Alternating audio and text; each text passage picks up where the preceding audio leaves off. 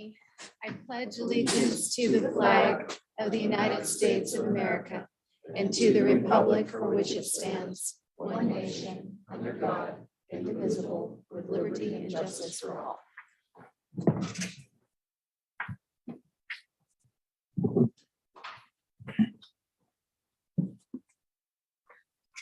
Go ahead, Christy.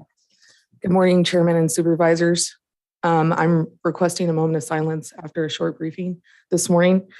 Solid waste employee and environmental health disaster service employee, Johnny Jason, passed away in a vehicle accident on March 30th, 2022. I had the pleasure of knowing him the past couple of years in his role at Solid Waste, the Hobel Transfer Station attendant, Hobel, where he was employed full-time. Johnny lived in Coffee Creek and joined environmental health during the Monument and River fires. He brought with him years of hazmat certifications and response experience that was very helpful to our team. Johnny started as an emergency response in phase 1 operations, which is the hazmat removal of the cleanup with environmental health in September, after prepping his own home and his parents' home for the river complex fire. We had started him bright and early, working him late, while also staffing the transfer station regularly. He had worked long hours in the local assistance center, helping finish paperwork on August complex and helping with the collection of right of entry forms in phase 2 operations in all 3 fires. He spent many long hours with our team, even going out of his way on his time off to help the Coffee Creek community with their own paperwork and questions, and never complained about working on his days off. He always brought a positive attitude, a genuine love of all life, and willingness to work hard. In the middle of March, he applied to be full-time with environmental health and was in the hiring process when he decided to take a couple of days off. Just a few hours before his passing, he surprised a coworker on our team for her birthday with a pie, balloons, and a card with a huge smile on his face. He was so excited to surprise her, and that's the way we will always remember him. He is survived by his parents, sisters, and beloved dogs. There will be a celebration of life for Johnny Jason on May 14th at 3 p.m. at Coffee Creek Fire Hall for anyone that would like to attend. Would you please join me in a moment of silence?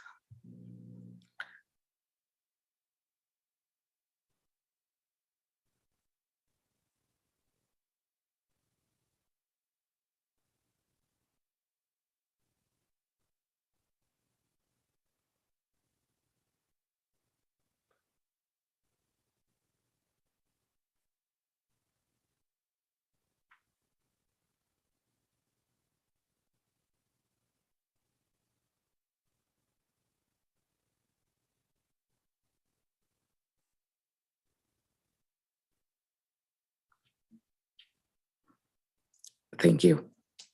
Thank you, Christy.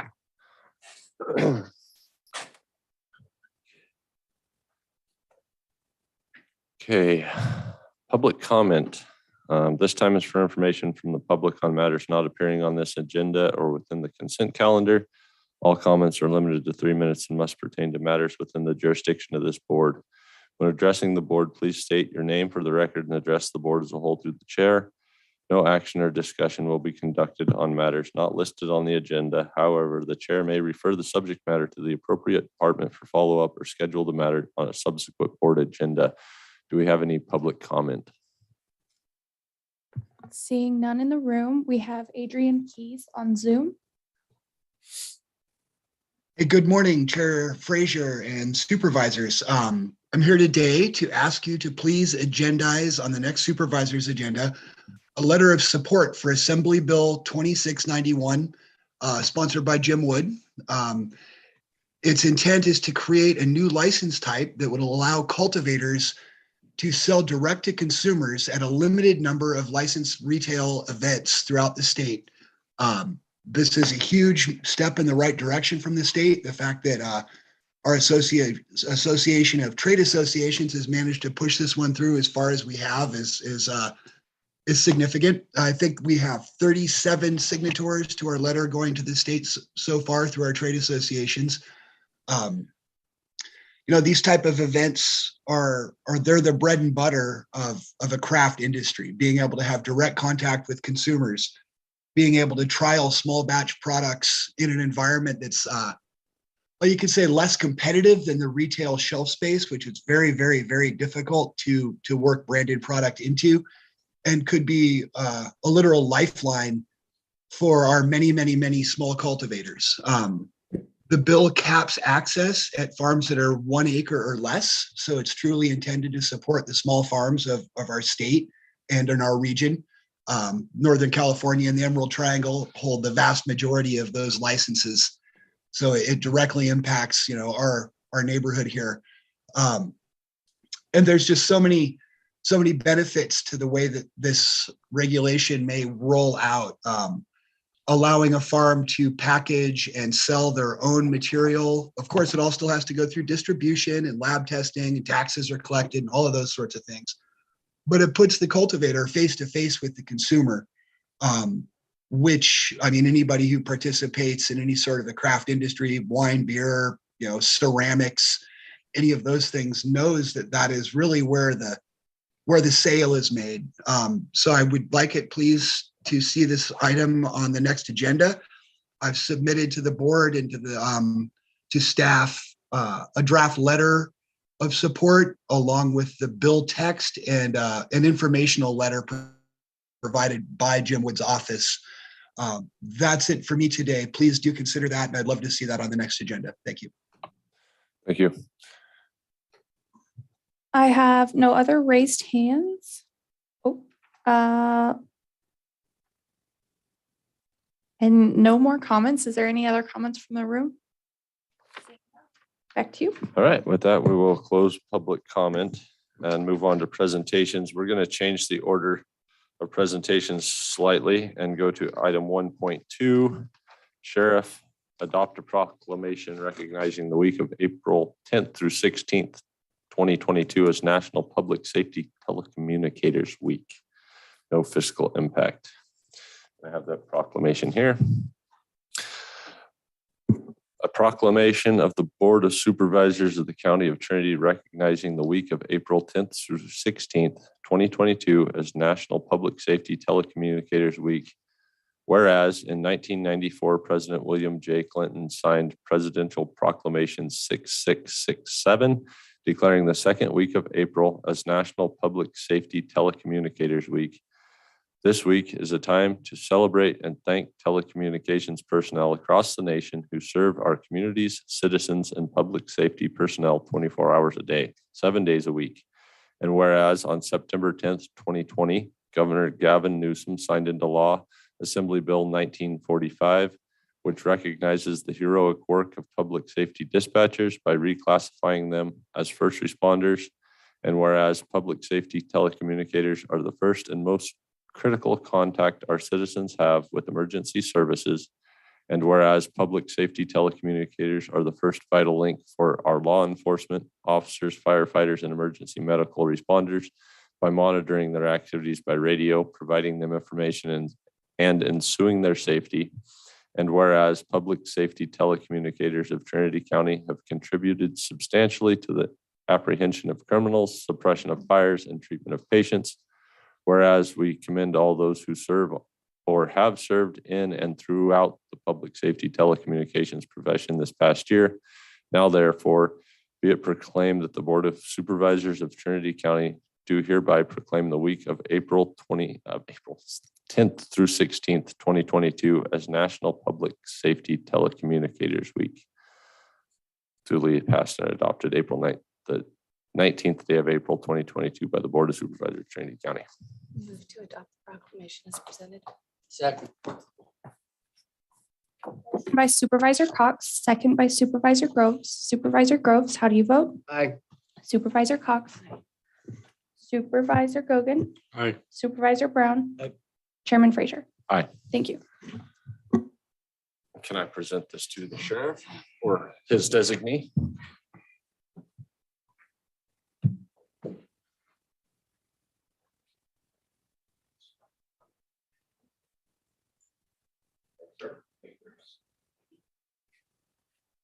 Very much appreciate this. Thank you for recognizing the first time. Great job. Thank you. And ask for a photograph, please, with the board, with the staff. All right. The board as a whole? Oh, these are with the chair. Get up. We gotta do the thumbprint thing too? Yes. No? Yes, so you better stay down.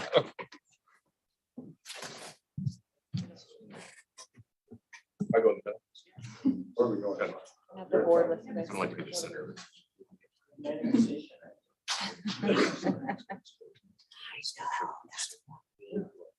on the side. Thanks, sir. Oh, let me get out of the way. I make a horrible wall. More of a wall. Sorry, I didn't call it up. I slipped up. There you go. You're good. Yeah, You're you're good. good. You can go anywhere.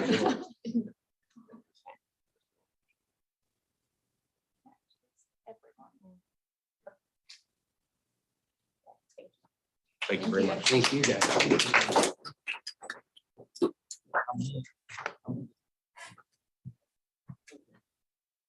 Now, They want to say anything?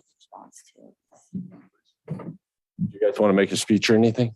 Oh, I don't need to make a speech, but I will say something about my personnel because they are why I do this job. You know, every night that people go to sleep, every day they go to work, there's a small segment of this community that stands a line that dispatchers like to call the gold line. They're very select, they're very few in number, and they take on a mostly thankless job. They don't do it for the pay. They really don't. They do it because there is a calling to it. I mean, they have a lot of mental scars that they bear that sometimes go unrecognized. We deal with death almost on a daily basis. We help our fellow officers on the street who deal with it, you know, physically. They have to go to the actual scene, and it's really hard for dispatchers because we're not able to go.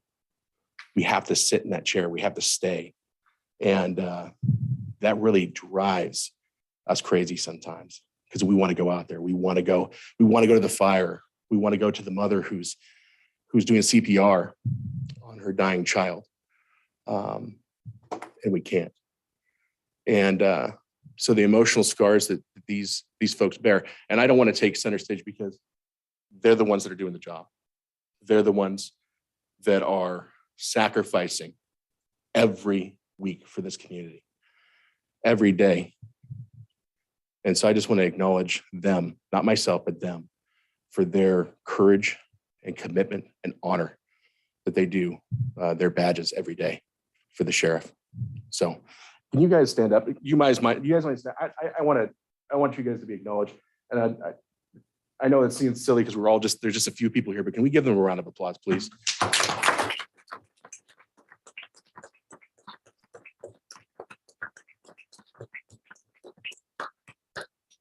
Thank you very much. I'll leave it at that. Thank you. All right. Item 1.1, receive an update from the U.S. Forest Service representatives regarding matters of interest in Trinity County. Oh, there. Up to the podium so we can hear you.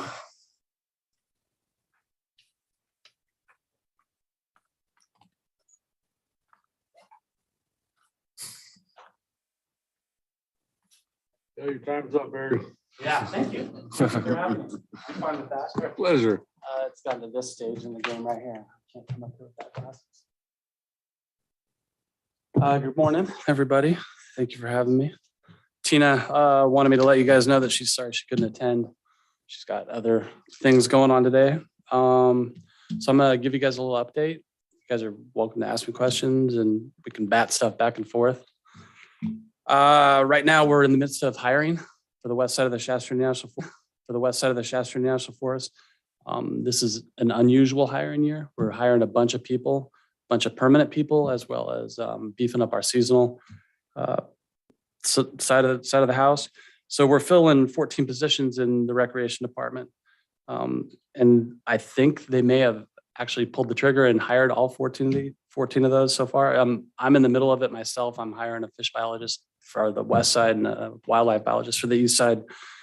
So everyone's kind of been compartmentalized. But we're also going to get a botanist this year, 2 archaeologists, and then the west side will also get a wildlife biologist. So hopefully that'll give our planning team a much needed boost so we can start getting projects out faster and more. There's also a forestry and a forestry tech hiring event that's happening, which we're going to be pulling seasonals off of from there. We also had a detailed assistant district ranger that started yesterday. I haven't really tied in with him yet, but he's going to be kind of assistant to Tara, and they'll be splitting up. She'll be here in Weaverville one day, he'll be in Hayfork, and then they'll switch and they'll go back and forth. So there'll always be a presence in Hayfork and in Weaverville for Forest Service leadership. As far as updates on planning and implementation scheduled for this summer, that Westside Plantation project field trip with the collaborative group that was scheduled for last week, that got canceled because of rain, rescheduled for May 2nd. Pettyjohn timber sales supposed to be offered this year. The pilot project should be signed and offered this year. I can't believe we're still talking about pilot. The Mcfarland post-fire project, that one is moving forward. We're expecting a signed decision on that sometime in late May, early June.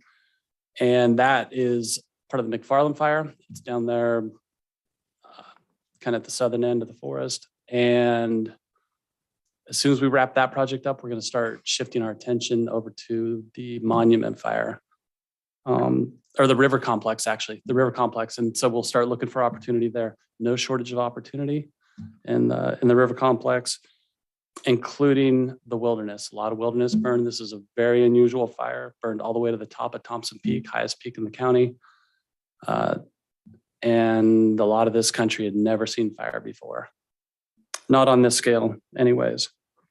Also, there's a Region 5 hazard tree EA that should be completed in June. That's going to really take a load off our shoulders because every time there's a fire, we end up getting our planning team together and writing reports and having meetings and spending months and months just to figure out how to authorize the removal of trees along the roads. And so hopefully this programmatic that the EA, that the region is coming out with, will just make it much more efficient for us to be able to get right on the ground, start doing work as soon as fires are over with. There's another one that's kind of just getting some traction. It's Carville Fuels Reduction Project up by the lake. It's going to be in and around that Carville area, the backside of the houses. Hopefully get that taken care of. It's not very big. It's like 20 acres or something like that, 17 acres, but it'd be a good project. And I have a project coming up this summer with the Yurok tribe and the Watershed Center. It's a collaborative project. We'll be taking 200 or 300 trees off the hill from that burned in the August complex. And they blend after a while. And flying them with a helicopter upriver, about 10 miles upstream of Forest Glen, and put them in. It's just a wood loading project. It's a fairly simple one, but the Shasta Trinity hasn't done a ton of stream restoration projects. So this is kind of our first cut at it. Fire update. So the fire crews have been still very busy, kind of trying to get the roads and the hazard trees dealt with from the monument fire. They're just about done with that. They've also been involved in a big springtime hiring process, and they've hired a bunch of seasonals. Their seasonal contingent is going to be staffed up really well. They're pretty excited about it. And they also got six new permanent seasonals. So those will be year-round people. And that's a start, is what I'll say with that. That's a start. The fire situation we've had here. I grew up here, and it's incrementally getting more severe and more dangerous as it goes on. And it's going to be a year-round event, especially considering that we've got this drought. There's a complete new overhead out at the Trinity Helibase, Helicopter 506. So they've got a whole brand new crew, not new to helicopter or Forest Service, but a whole brand new fresh crew. And they're fully staffed, so they'll be fully operational this summer. And as far as engines, 5 of the 6 engines on the west side of the forest, they'll be completely staffed. And then there is a standing wave project. And so the Forest Service realizes there's challenges associated with that on our end. We've got to comply with, the Wild and Scenic Rivers Act on top of NEPA. And we also have to deal with the water board when that comes around. There's fisheries and tribal and the wild and scenic status, and that complicates it. It doesn't make it undoable. But we understand that you guys got your feasibility study funded. And so we're kind of waiting to see what that feasibility study comes up with. And then we can start moving along. But at this point, we haven't made a decision one way or there's no decision that's been made. And we're not really doing anything on it. We're just kind of in a holding pattern, wait and see what you guys come up with. And that is the update as far as I know. Anybody have any questions? Just one. Go ahead. You said the 14 positions are filled for recreation. I'd be curious, how many are traditionally filled in the past years? And then are those positions the ones that are going to kind of manage river access spots and campgrounds? Or is it for trail crews, or is there more detail?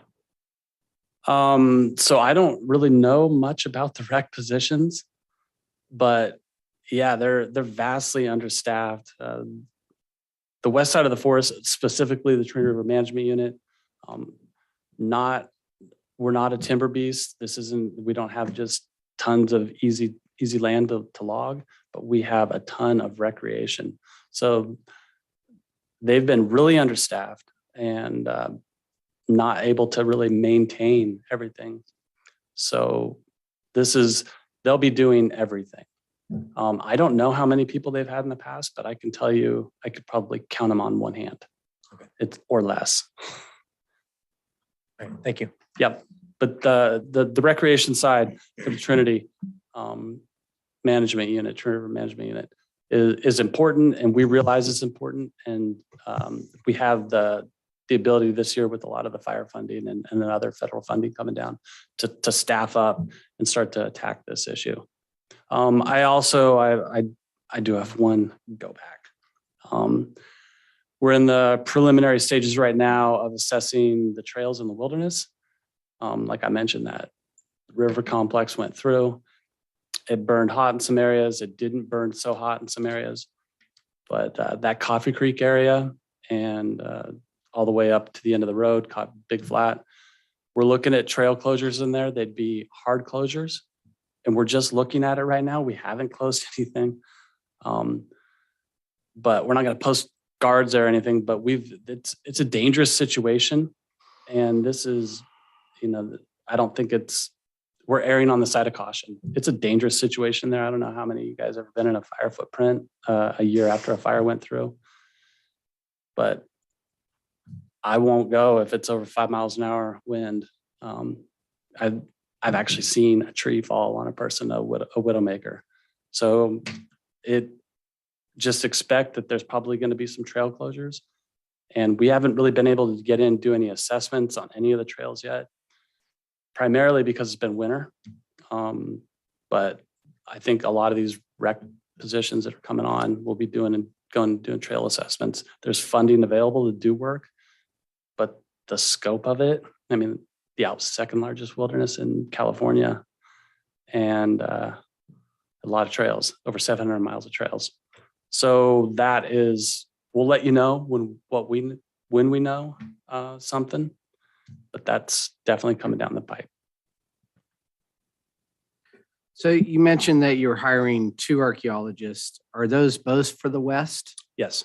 Okay. Are they going to be split between Six Rivers and Shasta Trinity, or are those just Shasta Trinity?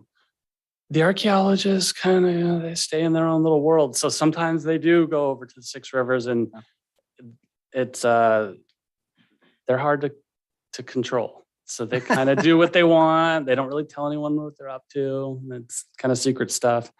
So they're going to be primarily focused on just the west side though. Okay, thank you. Yep. Just a quick question, and it might have just been a misspeak, or maybe I don't understand, but you said that you got 6 new permanent seasonals. Is that a thing?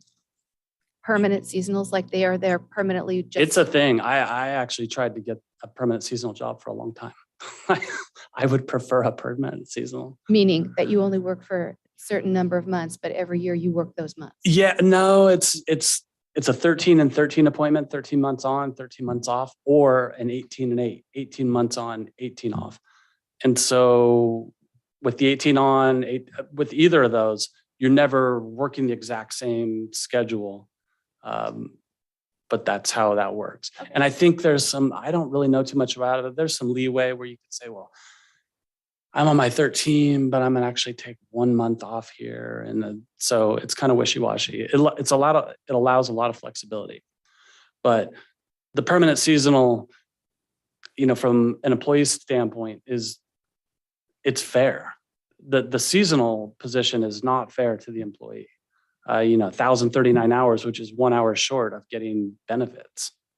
And so this permanent seasonal way, this is really the only way that we should be going especially for these fire guys. I mean, this is a year-round job for these fire guys now. It's battling the fire for 6 months out of the year, and then it's taking care of the damage the other 6 months out of the year and getting ready. This is, I don't know if you guys realize this, but this Weaverville office in Junction City and Big Bar, it's one of the busiest fire districts in the United States. This is it's the big show here. And the new assistant ranger that was hired, could we have that person's name? Do you know? Oh, sorry. Yes, Ben Sundall. And so he has worked in Weaverville. He was a firefighter. He worked in Weaverville. I've known him for a long time. I've known him for 15 years. He went to Reading, very sharp, very on it. He'll be good. I'm gonna be out of the Weaverville office, Eric? Me? No. Oh, no, they'll be switching. So he'll be out of Hayfork one day, Tara will be here, and then they'll switch it up and he'll be in Weaverville, she'll be there. That's the plan on paper anyways. You know how that goes. Yeah, I know exactly how that goes. I'm sitting up here talking to you guys right I now. know. So one question I didn't know was gonna be you, so I don't want to put you on the spot. With the loss of Chris Losi out in Hayfork in Southern District, it appears that we're not getting back a full-time Forest Service manager in that area. That's been a concern of everyone. People in Hayfork are concerned about that. And that is not the case. This is right now, I think it's just a circumstance is how it's worked right now. But there will be always some leadership over there. We're also hiring some GS 12s, which just a little bit below Tara. And Chris? Pardon me? And Chris? What was Chris? 13. He's a ranger. So we're hiring, there'll be 3 new GS-12 positions on the west side of the forest. And those are leadership positions, and they'll be able to make decisions and stuff like that. Will they be used just for the west side of the forest? Yeah. So we won't, besides the back and forth between Tara and Ben, we won't, until someone's hired, have a actual permanent person over there like Chris was? Yeah, and I don't know what the leadership hierarchy is going to look like. No one really does. We're in a state of flux right now. But I will tell you this, that Tara is committed to Trinity County. I'm sure you guys have all gotten that out of her. And she's high energy. I'm sure it's boring listening to me up here because she gets going and gets all riled up. But she's committed to improving the Forest Service capacity so that we can start doing our part and, managing the forest for the public benefit. Patterson Gulch staying open? I don't know.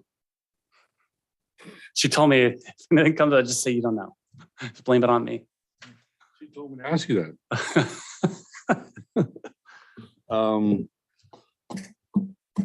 So if you could relate to her that I would like to have a meeting with her and some of my constituents in Hayfork about the situation over there. Okay. Within the next week or two, that would be great. Okay, no problem. Go Right. I drove from Burt Ranch to Hyam the other week. I noticed there's a lot of the trees on the side of the road are sprayed red. Do you know anything about that? Is that indicating a plan for vegetation removal? So red is usually marked as a take tree. Usually, I don't know the specifics of that. Sometimes it's blue. I mean, it's like a blanket of red. That's probably actually retardant Yeah. left over from the fire. You know, We have a lot of, that's we have a lot of another pink trees meeting too. or offline. We'll talk about that. Okay. I'm not happy about that. One other question, you probably know more about this. The woody debris, adding debris to some River Creek that you mentioned, Large wood, not woody debris. large wood, as in like you did in the South Fork. Yeah. Back. So will that be cable wired down, or does the area not have that volume of water like the South Fork? Oh, it has that volume of water. And it is the South Fork. Yeah, it's big. It's about 1/3 the size of watershed as compared to the South Fork in Hyam Palm. So it gets about 1/3 the flow that the river gets in Hyam Palm. So if the river in Hyam Palm is 10,000 CFS, cubic feet per second, the river up there will be 3,500 or 3,200. It's a big river still up there. We're not cabling anything down. We're just placing it in. This is all process based. We're just adding ingredients to the river. They'll be able to move with the flow, which is what wood normally does. It moves, it transports, and eventually it ends up in the ocean or grinds up into silt. Thank But we can't, the spring run's going extinct on my watch. So we're just throwing stuff at the wall and seeing what sticks at this point. There's less than 20 individuals counted in that river for the last 4 years. So we have to do something. This is, risk benefit. There's really no risk to doing this. We're not messing with anything. It's a natural ingredient, and there's a chance that it'll benefit. We're not saying it's going to save them, but it's definitely not going to hurt them. But we can't sit around and do nothing anymore. And it's awesome that we have this partnership with the Yurok Tribe and the Watershed Center. Not only are they bringing, energy and motivation to it, but they're bringing money to the table. They're going out and searching out grant money. So we're not paying for this, other than some in-kind dollars for our time to work on the NEPA side of things. So I remember when you were young, you had a hard time counting the fish up there. There were so many. You were afraid of double counting them. Now you guys are afraid of counting one twice. We high five when we find one. Yeah. And we make phone calls and take pictures and text each other. It's not good. Things aren't good. Changed. Yeah, things have changed. Thank you. Yep. Any other questions? Thanks, sir. Yep. I'll talk to Tara. Thank you. All right, moving on to consent. These items include routine, non-controversial matters will be acted upon by the board by one roll call motion. If a member of the public has any questions or comments on an item on the consent calendar, they may provide them now. A member of the board or staff may request an item be pulled and considered separately. Do we have any public comment on consent? I see none in the room. I have no raised hands and no new chats. All right, any staff or board members that want to pull any items from consent? 2.13, please. I already had that one circled for you. Yes, any others?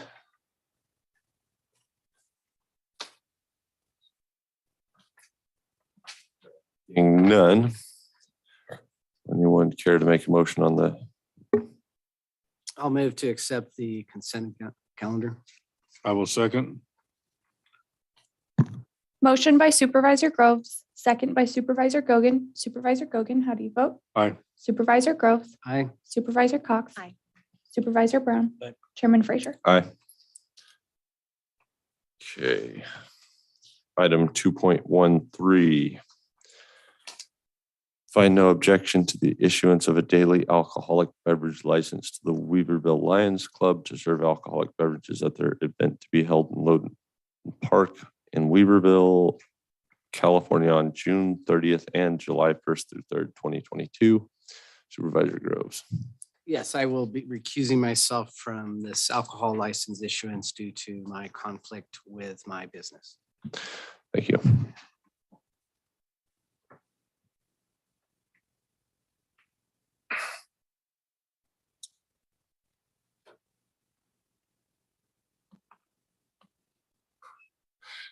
Do we have any public comment on item 2.13?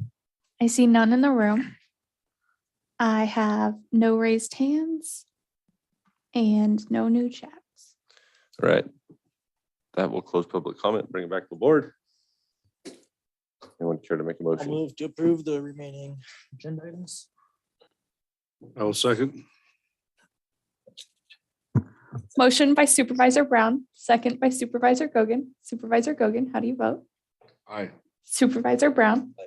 Supervisor Cox. Aye. Chairman Frazier. Aye. Thank you.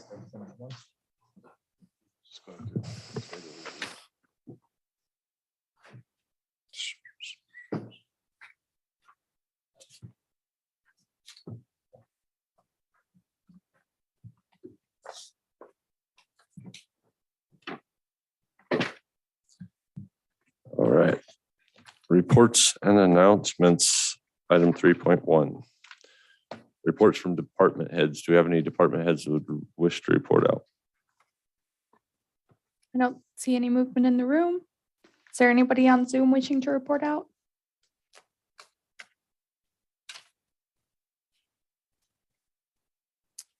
I don't think we have any movement. Okay. Report from County Administrative Officer.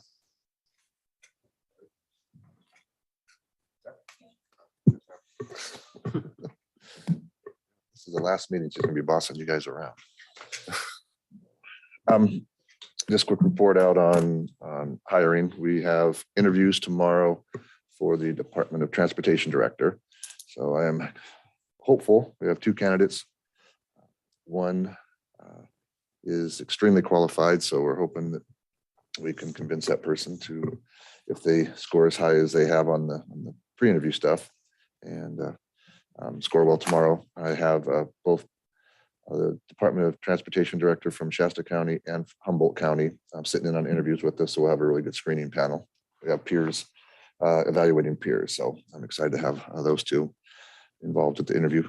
So we'll be doing that tomorrow, and then the report out to the board is if it goes well, we will probably go into negotiations immediately, because we would love to have somebody immediately. David's back there smiling, so I'm sure would be excited about that. Planning, still have not received a qualified candidate yet, and the number of candidates that are coming in is not impressive. So I was reached out to SHN to talk with them to help us with our planning needs, and they've agreed that they will pick up their contract a little more and start working with us to work on the planning side. But we're not in a bubble. Everybody thinks that this is unique to Trinity County. City of Anderson has no planners. They're doing the same thing for them. They're doing stuff over in Humboldt County. There's just an exodus of planning around the state, and we don't know where they're going because they're not coming to counties and they're not going to consultants. So if you know planners out there, please get them to apply, because we're just not finding them. Let's see what else. I think that's about it. I can answer your questions if you have any, but those are the big pressing issues, is trying to get those two positions filled, which we have not been successful. Any questions? Yeah, Richard. So is SHN going to, when we expand the contract, will we have somebody in-house from them? No, we won't. We'll do what we did very similar with DOT. We already have a environmental director. We also have a director of cannabis. We have a building inspector. So we already have lead positions. So we'll do very similar to what we did there. They'll oversee their function of it. And then we have a associate planner that has picked up extremely well and works very well with SHN. So that person will be taking the applications, filling them, and then transferring them to them, and they'll be doing the planning portion of it. Now, they did say they can be involved in writing reports and attending planning commission meetings, but in office, they don't have the staff either to send somebody over here. So our staff will be accepting applications and transferring the files to them. It seems to me, and you would know better, but that having leadership of some sort within the department has been tough, even when we had somebody there. Mhm. I mean, No, I agree. So we'll be working with each of our staff leaders over there to stay in their lane and work with the other staff members to complete the task, because we did, like I said, we have 2 directors over there and a I'm not sure what Jim is called. He's just our lead building inspector. Is he building official? So that's a lead position. So we do have leadership over there. We have to work well together. And who knows, maybe our new DOT director will have planning experience and we can pull a Rick Tippett again and won't tell him during the interview that he might have to do some planning stuff. But no, I asked Bruce from SHN if they had someone they could bring over, and he says they're understaffed both in Reading and in Humboldt County. They can handle the workload. They just don't have someone to put in our office. So I'm going to be meeting with our department. And what about LACO or? We can attempt with them, but we've got them so tied up in cannabis with doing our Appendix C reviews, and now they have 2 teams that'll be here starting tomorrow to be on the ground. So we pulled a bunch of their resources here already, but it's an option. I can reach out to them and see if they could have possibly. They have just planners. I mean, they focus. I guess LACO focuses heavy on planning, where Helix is primary cannabis. So all options are open right now, and I'm on the phone trying to come up with some type of I'm not as worried about the leadership as I'm worried about the workload. We have good staff. We have people that know what they're doing. We just don't have enough of them. We don't have those planning professionals. So that's what I'm worried about first, is just getting the work done. Well, I don't need to be Captain Obvious here, but we haven't been succeeding when we've been doing a lot of work, but we haven't accomplished what we should be doing. Well, And in having absolutely, if we're taking people away from doing their work and then making them leadership, even if it's half an hour a day, that's less work that we're getting done. we're not taking them away from what they're doing. As Christy's in the office, she's here. She's our environmental health director. She will be doing. She will no longer have a supervisor telling her overseeing it. She will be the director of environmental health. Sean is our cannabis director. He will be the boss of cannabis. And then with their building inspector, they know their jobs. We're just not going to have somebody overseeing. Again, what I'm worried about is the workload and the processing of the planning side of it. Whether I would rather have 2 more planners than a director right now, because we need planners. So I am looking at maybe reclassifying that job, and I don't want to get too far into it because I'll have to bring it to the board to reclassify that position to make it easier to find somebody. And then we're going to rely heavy on consultants, and that's what a lot of areas are doing, and what we're going to have to accept. If we can't find the people here locally or get people to move into the area, we're going to have to be heavily consultant reliant. So we're looking at all options, but when other areas are competing with us for the same type of stuff because they don't have people in their office, consultants are becoming far and few between, or very, very expensive because they can be. So I wish I had a definite answer. This is how we're going to solve it, but I don't. I can tell you what we're working on. I can tell you the process of how I think it'll work, but my concern is getting the job done, not necessarily just having a figurehead leadership position. It's getting that work done that's being turned in. Tried to do it in-house before. Previous leadership said we had the capacity to do it in-house. I was fought a little bit when I said we need to go out to consultants years ago, not by the board, but by previous departments heads, and so we didn't. Well, now we're back to we don't have an option. It's consultants or we don't do anything. So that's kind of the direction we're going, is to become heavily reliant on our consultants. And SHN has been working with us for a while. They know Shasta, they know Trinity County. They know the projects we have. So there shouldn't be any missteps in there as far as having to come up to speed, because they do know Trinity County. Well, we've had problems with even the like Sean looking to Lisa to make those decisions. So I guess until we have that person in there, that you, for your rest of your period, is going to have to step in. I'm working close with staff, yes. And but then, you know, that's for a very limited time. So we have to have some solution, or we go from critical to train wreck. No, I agree. And I can only beg for applications so much. And I can't draw from the bench because I don't have anybody left on the bench to draw from. So it's one of those, we're waiting for the stars to align. And there's people that we're interviewing tomorrow for DOT, they were just last minute applications, and extremely excited. So maybe the stars will align and same thing will happen again. But I don't have a solution as far as a director or deputy director. I can work with, again, getting the work done through consultants. But until we get applicants, I don't have other departments I can pull from to move over there. I mean, I'm going to be working with them intimately and dealing with staff on a daily basis. But beyond that, to me, it's we just got to get the work done. If we focus just heavily on finding a new director and pull people to be a director, are we getting the work done? So I'm gonna keep saying the word consultant because that's all I can do. All right, thank you. Was there any worth in considering having like a planning ad hoc or anything like that? I would agree with that also. If the board would like to establish that, that's comes from you five, and the chair can establish that and have a planning ad hoc that would,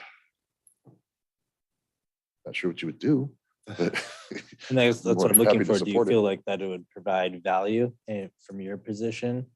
As long as it wasn't a meeting intense committee that just pulled staff away to have meetings to listen to people, the public upset. I mean, have to be more administrative, where you're going to be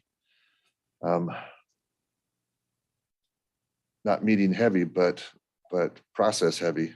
So I'm not sure how, because ad hocs typically are, you have meetings, you solicit input from the public, and then you pass it down. We already know what the public's saying. I don't need an ad hoc for people that are complaining nothing's getting done. We would need the ad hoc, and I guess Margaret could step in as far as what type of administrative authority an ad hoc would have or direction they could give. That's in the book. So it would be the same. They would have the ability to provide guidance, but not make decisions. I would have to come back to the full board.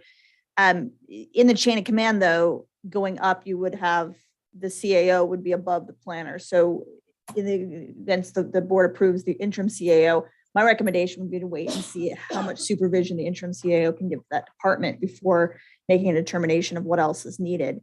Because from what I'm understanding from CAO Coons, is that the issues is less policy-based or less procedure-based, which would be the jurisdiction of the board, but more supervision-based, which would not be something an ad hoc would customarily be responsible for. So again, it's your pleasure if you want to do it. Again, I just would make sure you have a conversation with an interim CAO to see if they have the capacity to supervise before you take that responsibility on yourselves.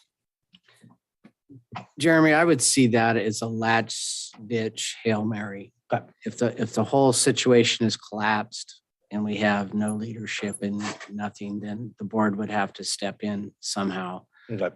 But that's because you have to have the technical expertise to do this. If you're trying to give supervision, there's a lot of fine issues that have to be dealt with. So I think, waiting and seeing, hopefully something else works out. Right. Thanks. The one place I do think that an ad hoc could come in handy in planning is where county council was just talking about the process and if there are things that are identified by the CAO or by the staff we have left in planning that the board could do to speed up the process or to enable them to get the job done easier.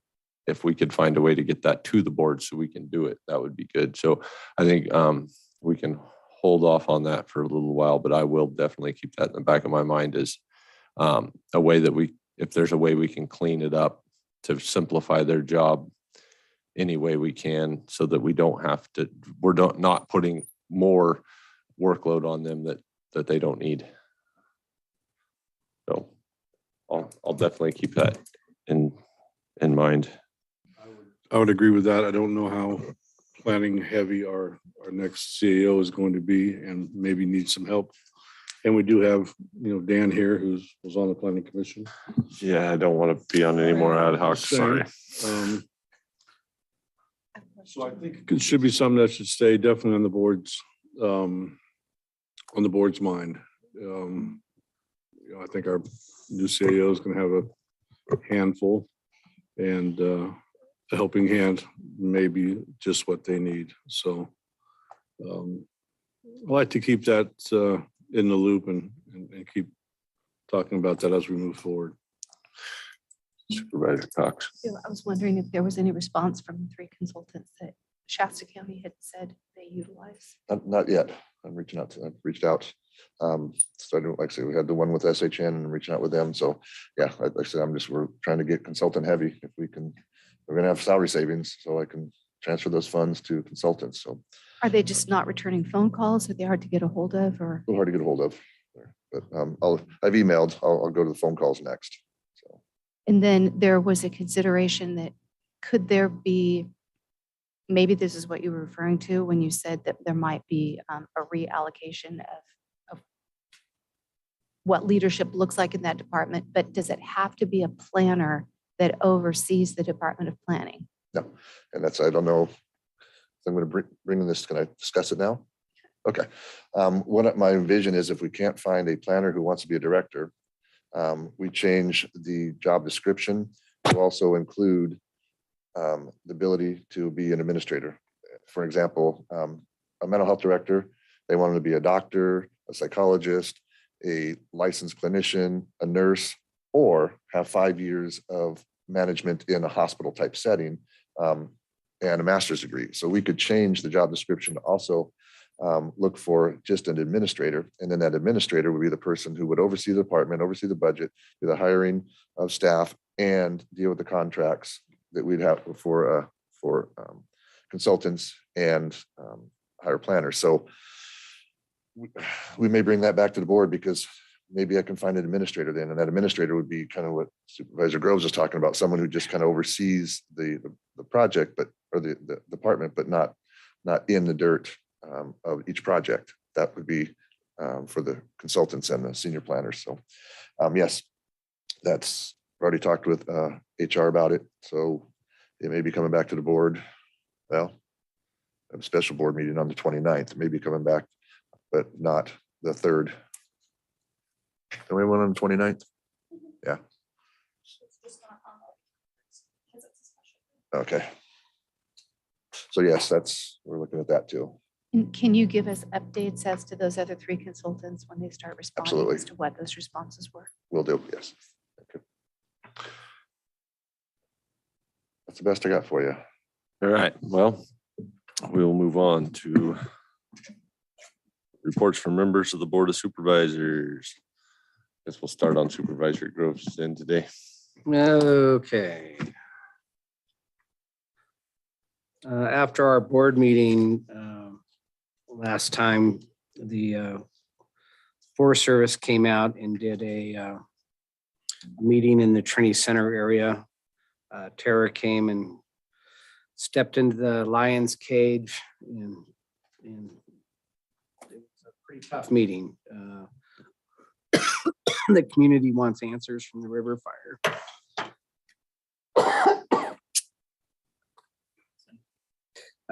From the river complex, there were several people there that had lost their homes. And of course, Tara wasn't even on that fire and wasn't capable of answering those questions.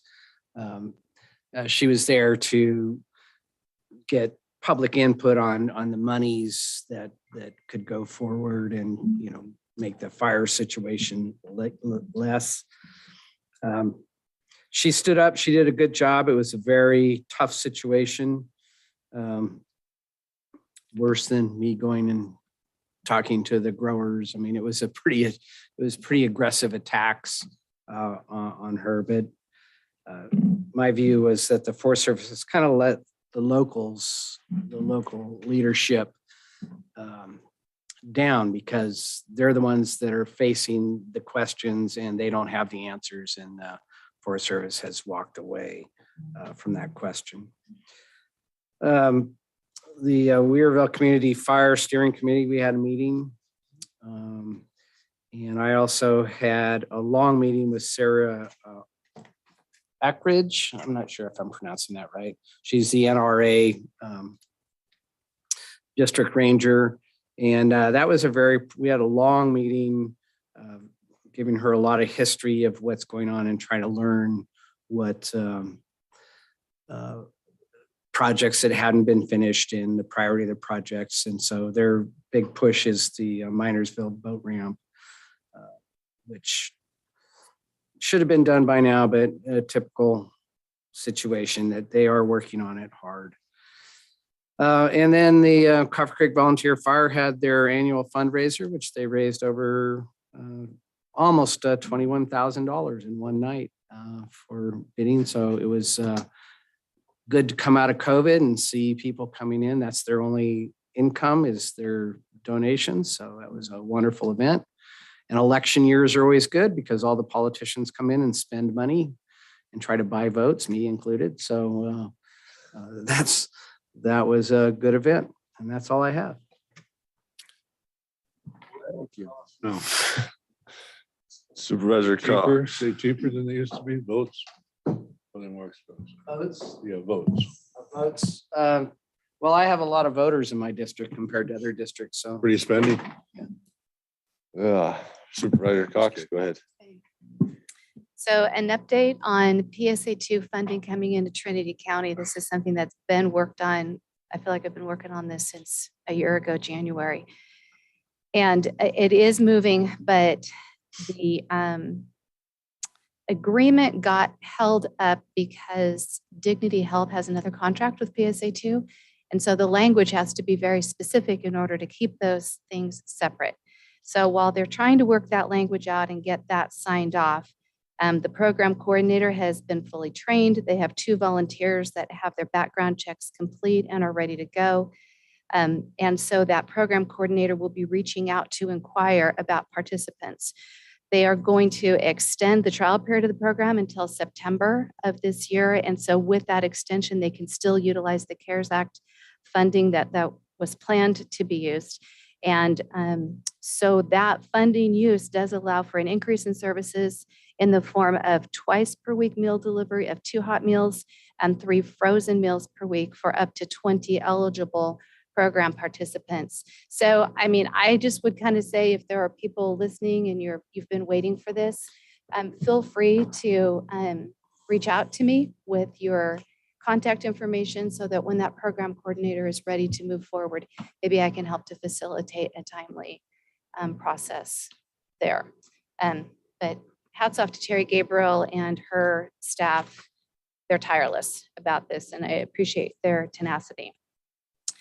I have been approached multiple times about the veteran signs that the board approved to go up on October the 5th.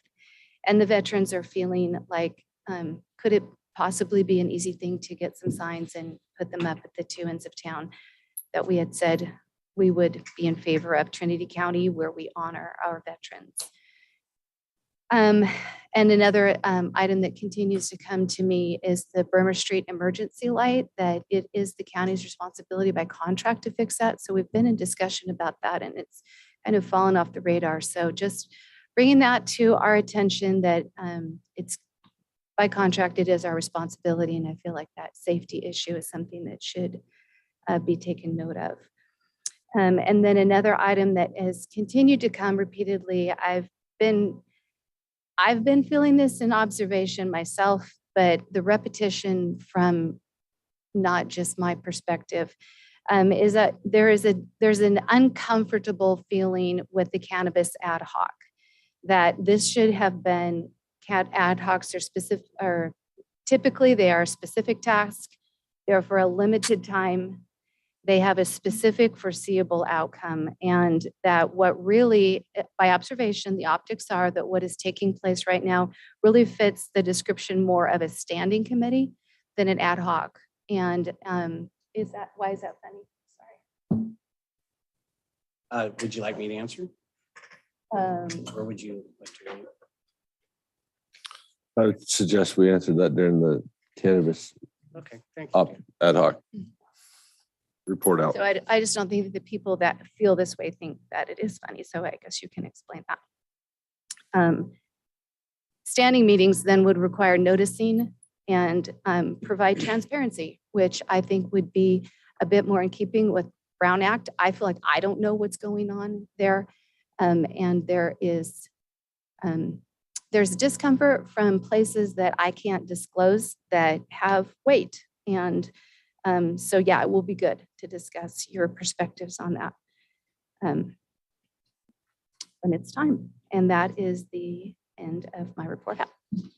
Okay, well, once again, this meeting have very little to report out. I did have a couple of public meetings in my district, but that will be for item 4.1, that I'll go into that. So, and I haven't had any out of county travel or any such meetings this last 2 weeks. I will finally get to go to my first in-person out of county meeting on Thursday. So coronavirus has finally done enough that I get to go to a meeting. Supervisor Gogan. I have a few things here. I did a science planning commission meeting with TMC on the 12th, and that seems to be kind of taking its TMC and TRP time getting through things. I think me and Keith are kind of at a standstill on what we kind of think about what's going on there, if it's moving at the pace we like, but we're doing our best we can. Then I had a full day TMC meeting on the 14th. I think Keith was present for that. And again, we are still working through the program document. I'm working on the science side of it. Keith may want to mention about how the program document is moving along. I think we're going to start to converge that soon. So we both know what both sides of the table are doing. I did go to 2 PSA2 meetings with Jill. Jill did not mention that she volunteered herself for the director spot for PSA2, which I think is very good. And Terry Gabriel is just unbelievable. What they do and how closely they monitor what they do is really, really good. They're a great group to work with, so we're fortunate to have them. Something else I wanted to mention was I was looking at, not participating, I was out of the state, but I was looking at the last planning commission meeting. And they seem to be getting a little off focus, or maybe motions over the next motion, and then the last one's taken back, and then we motion again. And I don't know, because I wasn't here. I think Margaret was here at the last one. And did it get a little kind of funky there with the motioning and then the taking back, and then it seemed like it was difficult, certainly for me, to get the full gist of what was really trying to get through there. So briefly, I can respond to that. There was one a little technicality which we worked out, which was where there was a motion made and it was no one seconded it. And instead of the chair having it die, he just entertained another motion, but we were able to correct that. I brought it back to the attention and then they were able to pull it back. And so the record is going to be absolutely clean and clear. Okay. That was all I had to say about that. And I'll leave it to Supervisor Brown. Not too much to report out. There's no out of county travel. On the 6th, I went to the High Palm Community Center for a candidates night. It was great to meet the High Palm community, especially with the redistricting. It was a bunch of new faces for me. I attended the Junction City CWPP, the Community Wildfire Plan update on the 9th.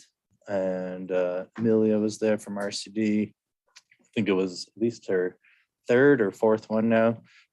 She does a great job at those meetings, getting all of the information out to landowners, and it seems like it's been very valuable. And that is all I have to report out.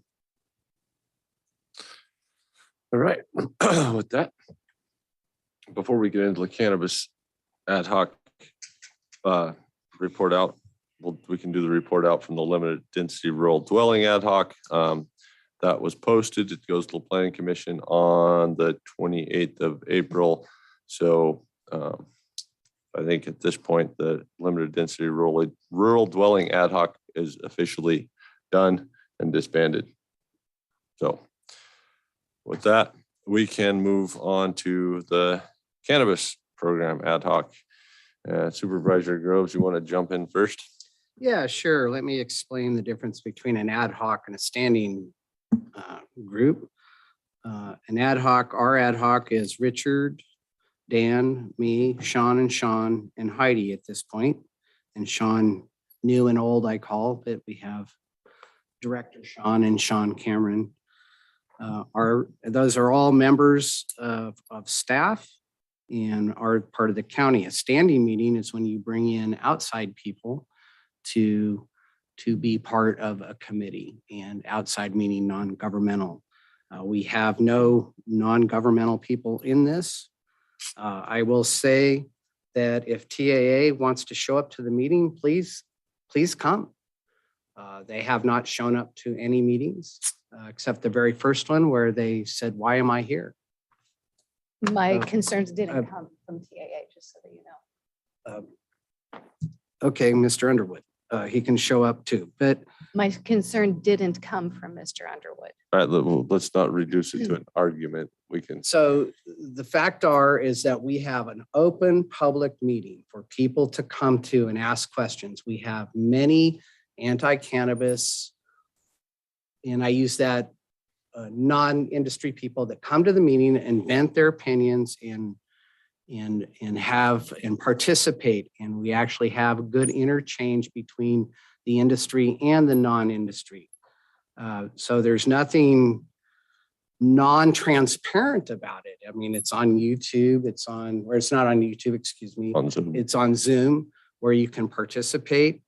What I view is that there's a group of people that want this program to fail. And so having an ad hoc that is making it move forward, albeit very slowly, but is moving forward, incenses some people. Now, I think there's also been a bill of goods sold to people that don't like cannabis, and that is that the CEQA process was going to stop the cannabis in the county. As we stated for a long time, that most people were compliant with CEQA, but not compliant with CEQA in paperwork, but on the ground, they were compliant. So there's sort of a backlash now, seeing that people are going to start coming out of CEQA. They're going to get to grow and do these things. Has caused a backlash. Any group, any person, anybody that wants to come and talk to us, if they want a private meeting, they can have a private meeting. If they want an open and public meeting, they can have an open public meeting. This is a very complex issue that is helped facilitate, the ad hoc has helped facilitate this process going through. We have, if it wasn't for us, there would be very little communication because staff is so tied up that they don't have time to spend 7-8 hours every week relaying issues. So complaints come in, we filter them, get those answers through, and it's just not being Dan, it's also Richard or Sean, lawyer Sean, that filtered these processes. Now Heidi's participation is only on the ordinance that she's writing, where she asks questions.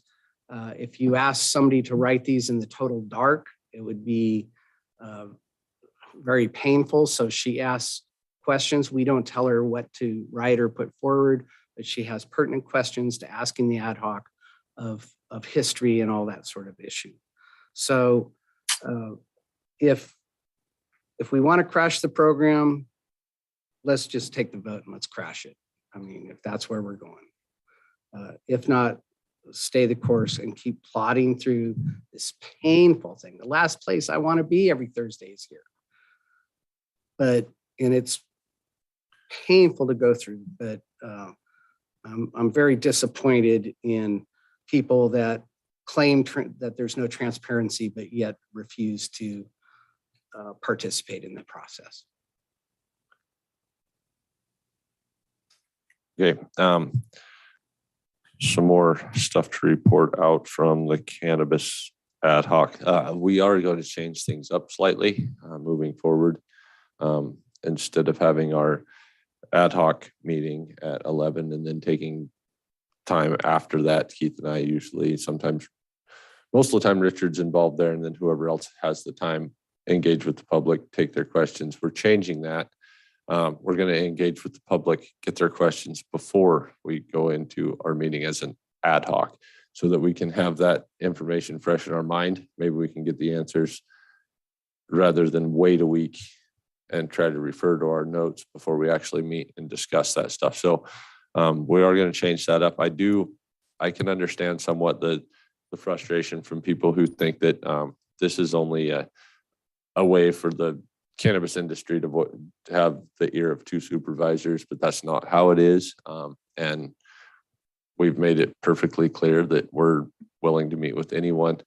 The other thing is, when this ad hoc was started, the intention was oversight of the cannabis program to make sure that stuff was moving forward, that we didn't have some issues that staff were stuck with and it needed board attention. We brought one of those at our last meeting, where it's like, okay, we have this issue, as minor as it is, it's an absolute holdup because of its words, definitions, stuff like that. So I do think that there is a spot for this.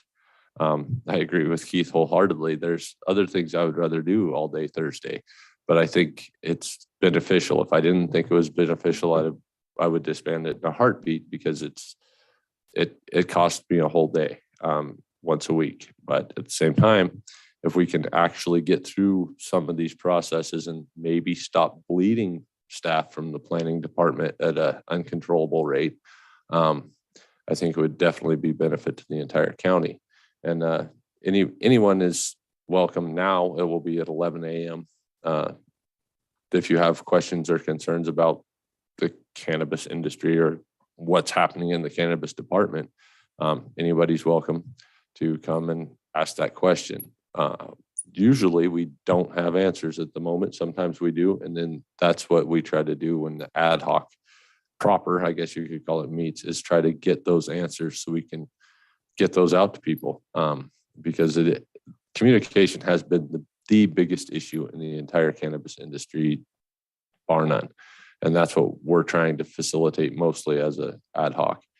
The other issue I have is trying to put a timeline on oversight. To me is incredibly difficult. We can say, okay, this ad hoc's only going to go for this set amount of time, but we don't know when our job is done. We're still hopeful that as Director Connell moves into the job that some of that goes away. But at this point, we just lost our department head. So there's issues that have to be worked out still.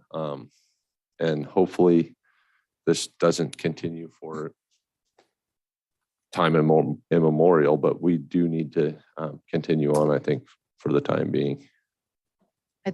May I say one thing? Yes. It's important that Supervisor Groves realizes that he is not understanding at all by your response. It's obvious that I'm not communicating well, and it's difficult to communicate well because we have to be Brown Act compliant in what we do. And then there's also the privacy of those that are sharing their perspectives that do not come from TAA, they do not come from TCAA, they do not come from anybody that wants to see the program quashed in any way. They come from a completely different source that is incumbent upon me to respect the privacy, but also to convey the concern. And so I just don't want anybody listening to this whole conversation to think that there's this other thing going on and brewing beneath. That is not the case here.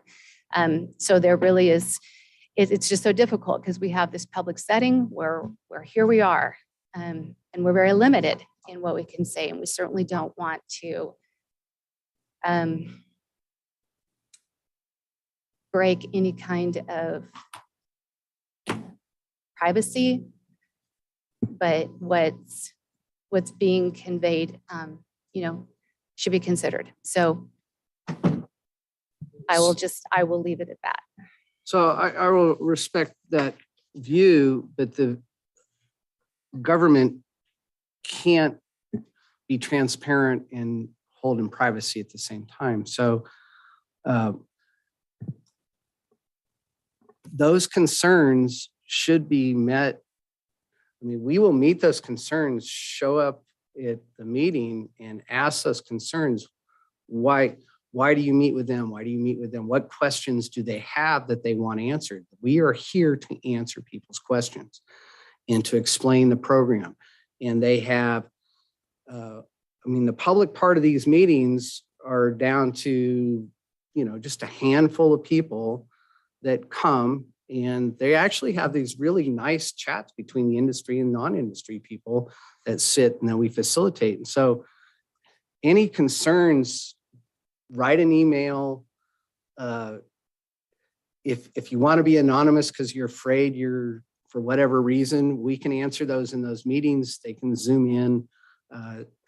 It is wide open and transparent, and sitting on the sidelines, just complaining that it's not is not beneficial to their cause or whatever viewpoint they have.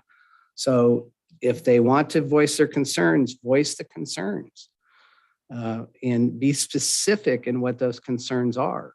And if we are missing something that we are not doing, then we will change that. But without just this knowledge, just stating, well, they're uncomfortable with the ad hoc is not beneficial for us to make things better.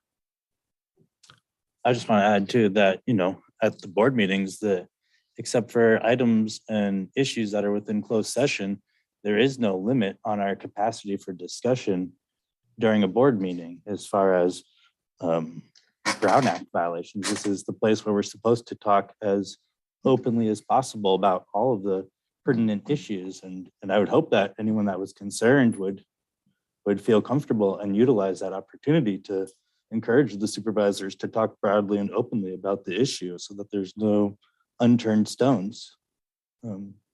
That's the whole point of these meetings. And so I think it's sad to hear that the heavy weight of influence that's making this recommendation to you and addressing this concern isn't willing to come and address it themselves, whether it's out of fear or whatever, embarrassment, I don't know. I think it is the supervisor's responsibility to bring that up if a resident or business is uncomfortable doing that. But I would emphasize that we are allowed to talk about as much as possible up here. We're encouraged to, that's our job. And we can talk all day about cannabis and address everyone's issues until it's dead silent. It might take 12 or 18 hours, but it can be done. You can make an agenda item to address the ad hoc and we can make it a big open discussion. And I just want to make sure that you're aware that, I'm supportive of as much discussion up here as possible. Appreciate that. Thank you. I wonder if there is capacity now that we have a director, if the director, that the ad hoc was begun before we had a director. Maybe the atmosphere and environment and, the way, and I'm not putting you on the spot today, Director Connell, but it may be something that could be discussed with him to say, how do you see this going forward the most productively, given your responsibilities and the weight, the constraints, what's, before you. I feel like with him on board, it should be run the way he would see it working best in that conversation. I would like to know what that conversation is. Again, not now, because to not take him by surprise, but I will say that that our last ad hoc, that we had our formal ad hoc, and then a director did not have the time to meet with the public. He has stuff to do. And so that's, again, when we talk about communication, that was another 4 hours, Dan, after that we still met with public. At least. And so those are 4 hours of very valuable time to the director to, I don't know, get things done, whatever he may be doing. So that was one of the main goals in this, is to relieve that communication, because you have 240 people or 30 people that put in Appendix Cs that want to know every once a week. They want to know, where's my Appendix C? What's going on? Why is the holdup? And so that's the role that basically it's not a real pleasant job to sit and have people badger you all day. And badger is probably not an appropriate word, but that are passionate about their process and not getting the answers that they want. So, Or at all. when it is fully staffed and functioning, which we are not there yet, and then I will gladly step aside. But to, again, go back and, if they have the question, ask the question, what's the difference between an ad hoc and standing committee? Don't say you guys are acting as a standing committee. What is the difference? And so specific questions so we can answer is much better. And I would also suggest, if you have anybody that's reaching out to you that feels in any way threatened or anything, that doesn't want to come to a public meeting, and tell them to get a hold of me. I'm getting good at being thick-skinned. I don't care if they're unhappy with me personally or the ad hoc. I'll answer any of their questions to the best of my ability. And I'll take their concerns to the ad hoc as a whole. It doesn't matter. Anybody that has any interest can just reach out to me personally through email, my cell phone, whatever. You have my contact info. All right, I got a couple of things to add to that, I guess. Well, okay, hurry up. Go ahead. You're in charge. So as far as the ad hoc goes, and Jill said that there's a few people that more than a few people that are uncomfortable. I guess, we need to find an avenue to make these people feel comfortable. I'm not sure what the reasoning is. It's not my task to find out what their reasoning is. But we can't have a group of people that are not participating for whatever reason. So like you said, I think that avenue would be show up at 11 o'clock on Thursday. I do too, but there's something there that I don't know why, because sometimes it's adversarial, sometimes it's not, but it's getting the job done. So my suggestion, and I don't know if it's business related or who they are, why they're not showing up, but at times, you have to show up and, be there and play the game to be considered a participant in the game. And any of those people can also reach out to Keith or myself or Emma and get the Zoom link for that meeting. When we do have, if we have a private portion of the meeting where people have requested time where they want to talk about their specific stuff, where they don't, same thing, we have some of the people from the cannabis industry that don't want to share all their personal information in a public meeting. I get that. So we do set aside private times. At that point, I'll put people who aren't supposed to be there in a waiting room. We can get them back out afterward. Sometimes the Zoom stuff's a little scatterbrained because I'm in charge. We don't get Emma, but we'll go out of our way to try to make it accessible to anyone and to answer those questions. So if you, same thing I told Jill, if you're getting those questions from people, if people are concerned, give them my contact information, tell them to get a hold of me. We'll get them.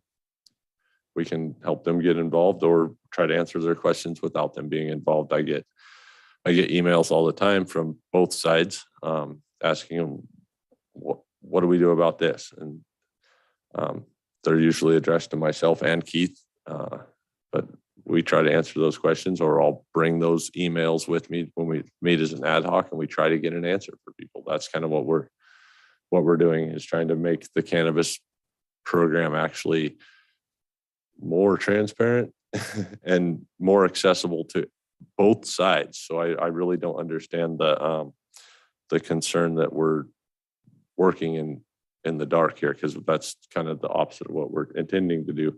So if you have, like I said, anybody that has those concerns, tell them to reach out to me. We'll do what we can to make it. So Liam, let me obvious. just follow up, and not to cut you off, but Go ahead. So we have a standing private meeting with the pro opt-out people, one meeting a month. And that's what they've requested. They come to every public meeting and voice, but they feel uncomfortable on certain issues that they want to discuss frankly. The industry group has a private meeting once a week after the public meeting because they feel that they don't want what they're saying being weaponized by the other side. So if anybody has a fear or whatever that they don't want to, have them contact us and we'll set up private meetings. We've said this time and time again, if they don't want to go to the public side. But I will say that the public meetings have really turned into non-adversarial at all. I mean, they sit and chit chat and learn a lot about each other, and the people that are attending those are not adversarial. They are solution oriented, and it's actually been kind of nice to see. Now the group has gotten smaller, but the core group that comes to the public really is looking through the vision of each other's eyes. So a couple of questions. With the group getting smaller, does that mean I think people are getting more questions answered? They don't need to come as often. If that's the case, that's great.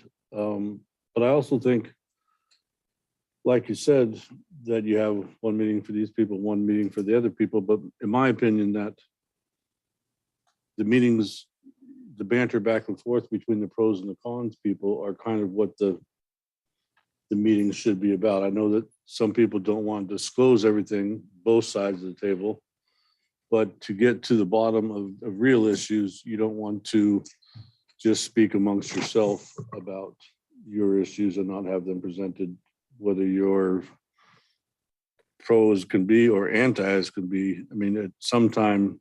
Well, some of that bantering back and forth and discussing of issues is a little bit different. I think that the place for that is here, because that when you're exchanging ideas and stuff, that's for making policy.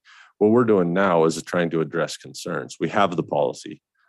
If we find policy issues, we bring that to the board as a whole to fix. But it's mostly, like I said, it's mostly been communication, and it's been, I would say 90% of it is communication. People, how do I find out this? How do I get in contact with this person? What's the answer to this question?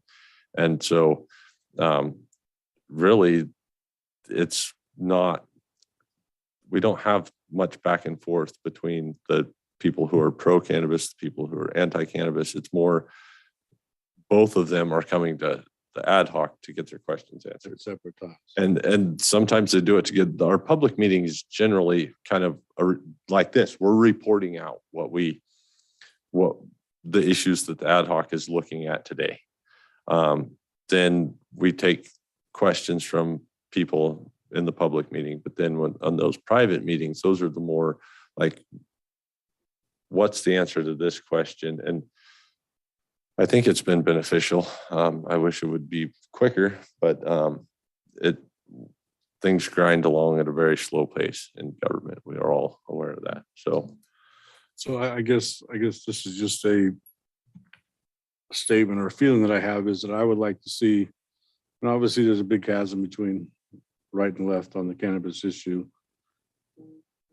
Getting these folks, the pro and the anti, will say, together and to close this divide in the county is basically the long-term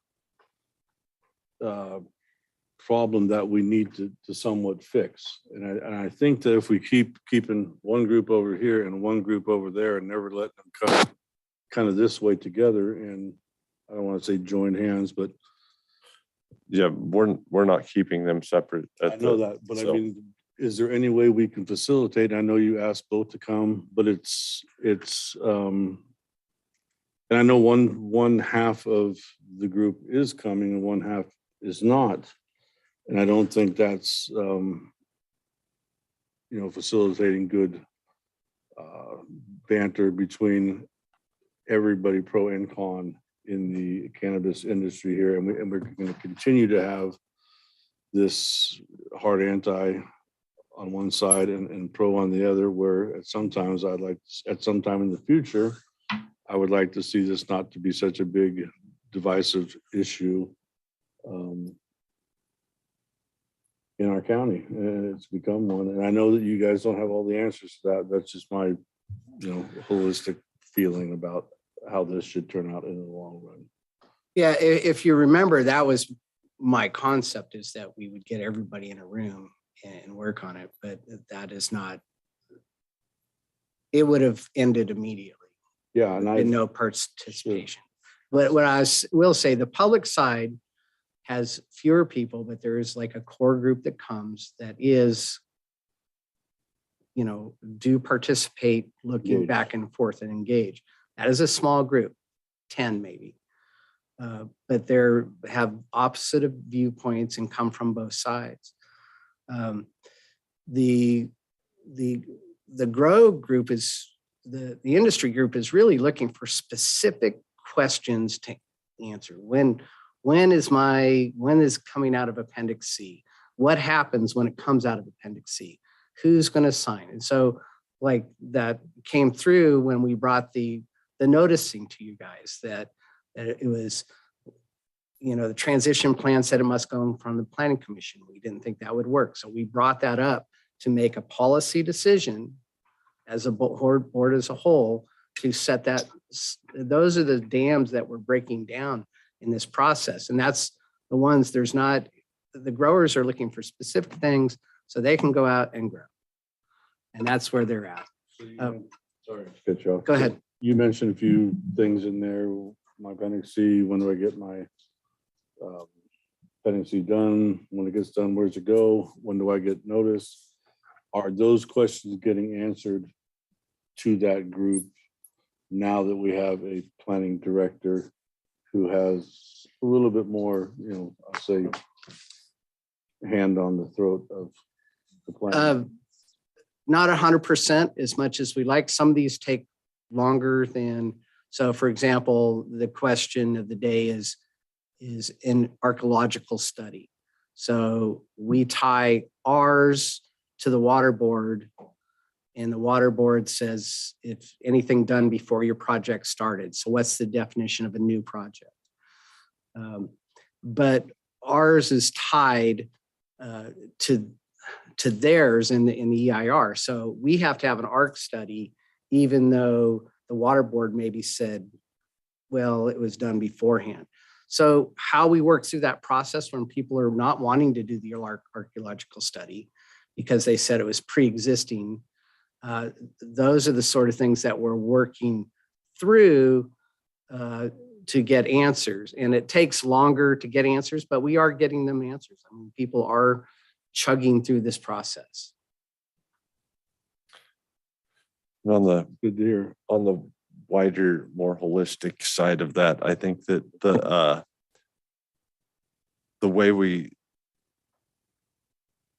kind of get past some of the tension from the cannabis program, especially where we've been sued over CEQA compliance and all that stuff, if we can actually accomplish something, if we have, whether we're pro cannabis or not, if we have a program that actually works and somebody can start at here and get to the end where they have a license and they're CEQA compliant, I think that will do a lot to stop that. And that's kind of our position. That's what the ad hoc's trying to do, is get from you applied for a cannabis permit in Trinity County to you have a cannabis permit in Trinity County. And so far it's been a very difficult path.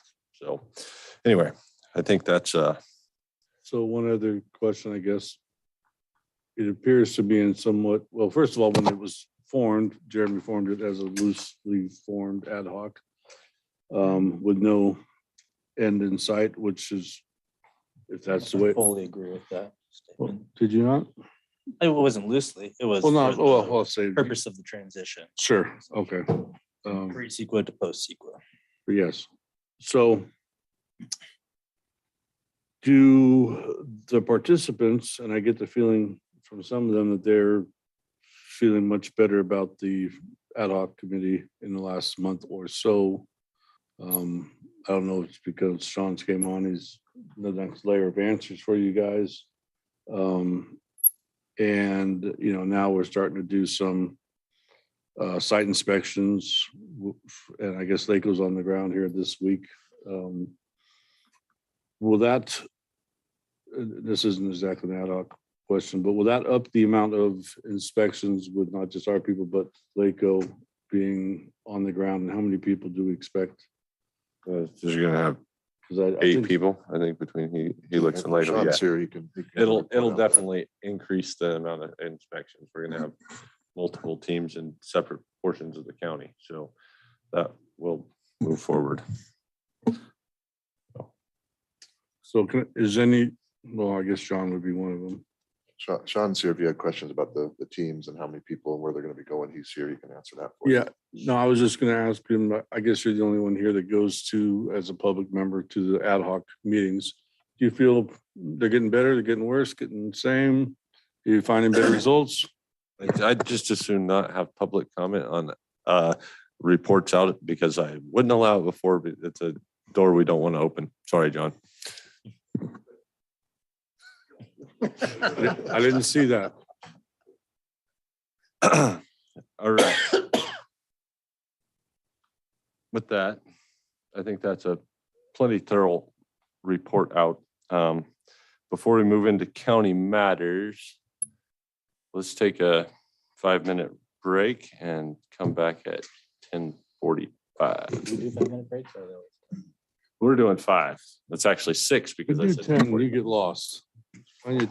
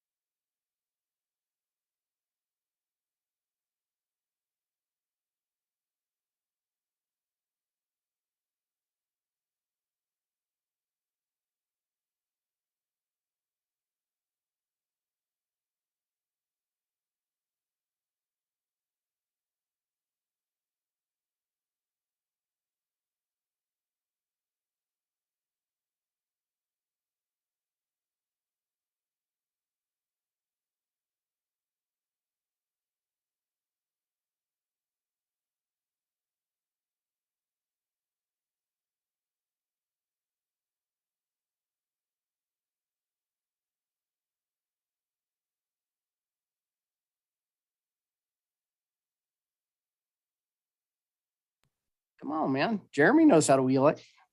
It's on my left-hand side, so I don't break anything, I guess. All right. 2 agendas and neither one's on the right page. Yep. County matters. These items include non-routine or controversial matters are listed alphabetically by department. A member of the board, staff, or public may request that an item be heard out of order. County Administrative Office, item 4.1. I would request we move 4.2 first. Okay, that's still me. Okay, I'm okay with that if it, All right, well, actually. item 4.2. It would be nice to actually appoint and then maybe that person could participate. That would be, 4.1. that seems like a logical direction to move. So we will do item 4.2 first, approve an employment agreement with Letty Garza to serve as interim county administrative officer, not to exceed 150,000 from county administrative office. CAO Coons. Chairman Fraser, members of the board, we're bringing this forward to request that the board enter into a contract with Letty Garza, which will be the interim CEO, asking her to start May 1st. So we have some kind of lap over time where 2 of us can work together and she can kind of get her feet on the ground before I depart. Letty is a longtime Trinity County resident. She was our Health and Human Services Director. Probably one of the best directors we have is Liz, and she was trained by Letty. So that kind of speaks volumes of how wonderful Letty is. So I was excited when Letty was willing to talk to me first and then willing to negotiate with us and come into a contract. I was hoping you folks would behave because she's in the audience and I didn't want her to scare her away. So I don't think we did. So she's absolutely qualified. Her heart's here. And I think she would be a wonderful interim between the time that my last day and at the beginning of the new CAO. So I don't really have a whole lot more to say because I think her reputation speaks for herself. Anybody have any questions of Dr. Coons before open up public comment on this item? All right. We will open the public comment on item 4.2.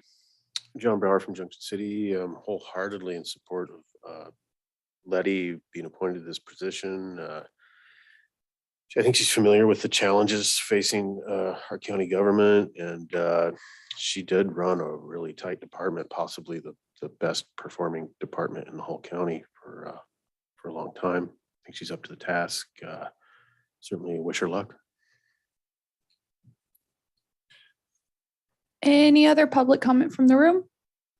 Seeing none. I have no raised hands and no new chats.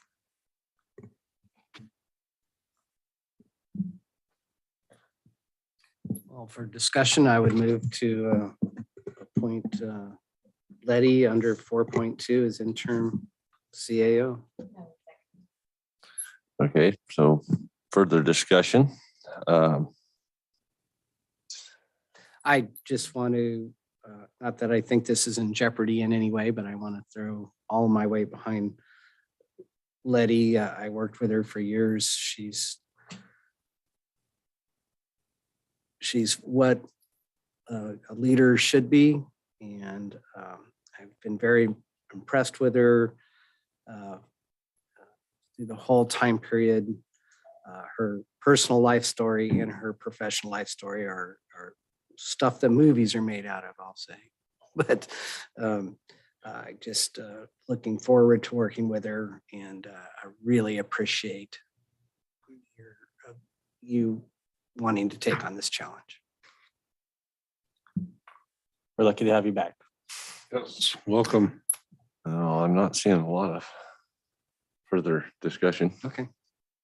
With that, motion by Supervisor Groves, second by Supervisor Cox. Supervisor Cox, how do you vote? Aye. Supervisor Groves. Aye. Supervisor Gogan. Aye. Supervisor Brown. Aye. Chairman Fraser. Aye. Thank you. You can have this seat now if you want. Sure, come on up, please. Go ahead. Well, good morning, Chairman Frazier and board members. First of all, I just really want to thank you for the absolute honor to take on this huge responsibility. I was quite surprised and very pleased that Dr. Coons reached out to me. I did write a few things I didn't want to miss out in sharing with you. I want to assure the board that I will work very diligently with CPS HR Consulting to ensure a thorough search and bring you some viable candidates to take on this very important position. My objective during this interim stage will be to ensure a smooth transition of the new administration in the CAO's office with your new CAO.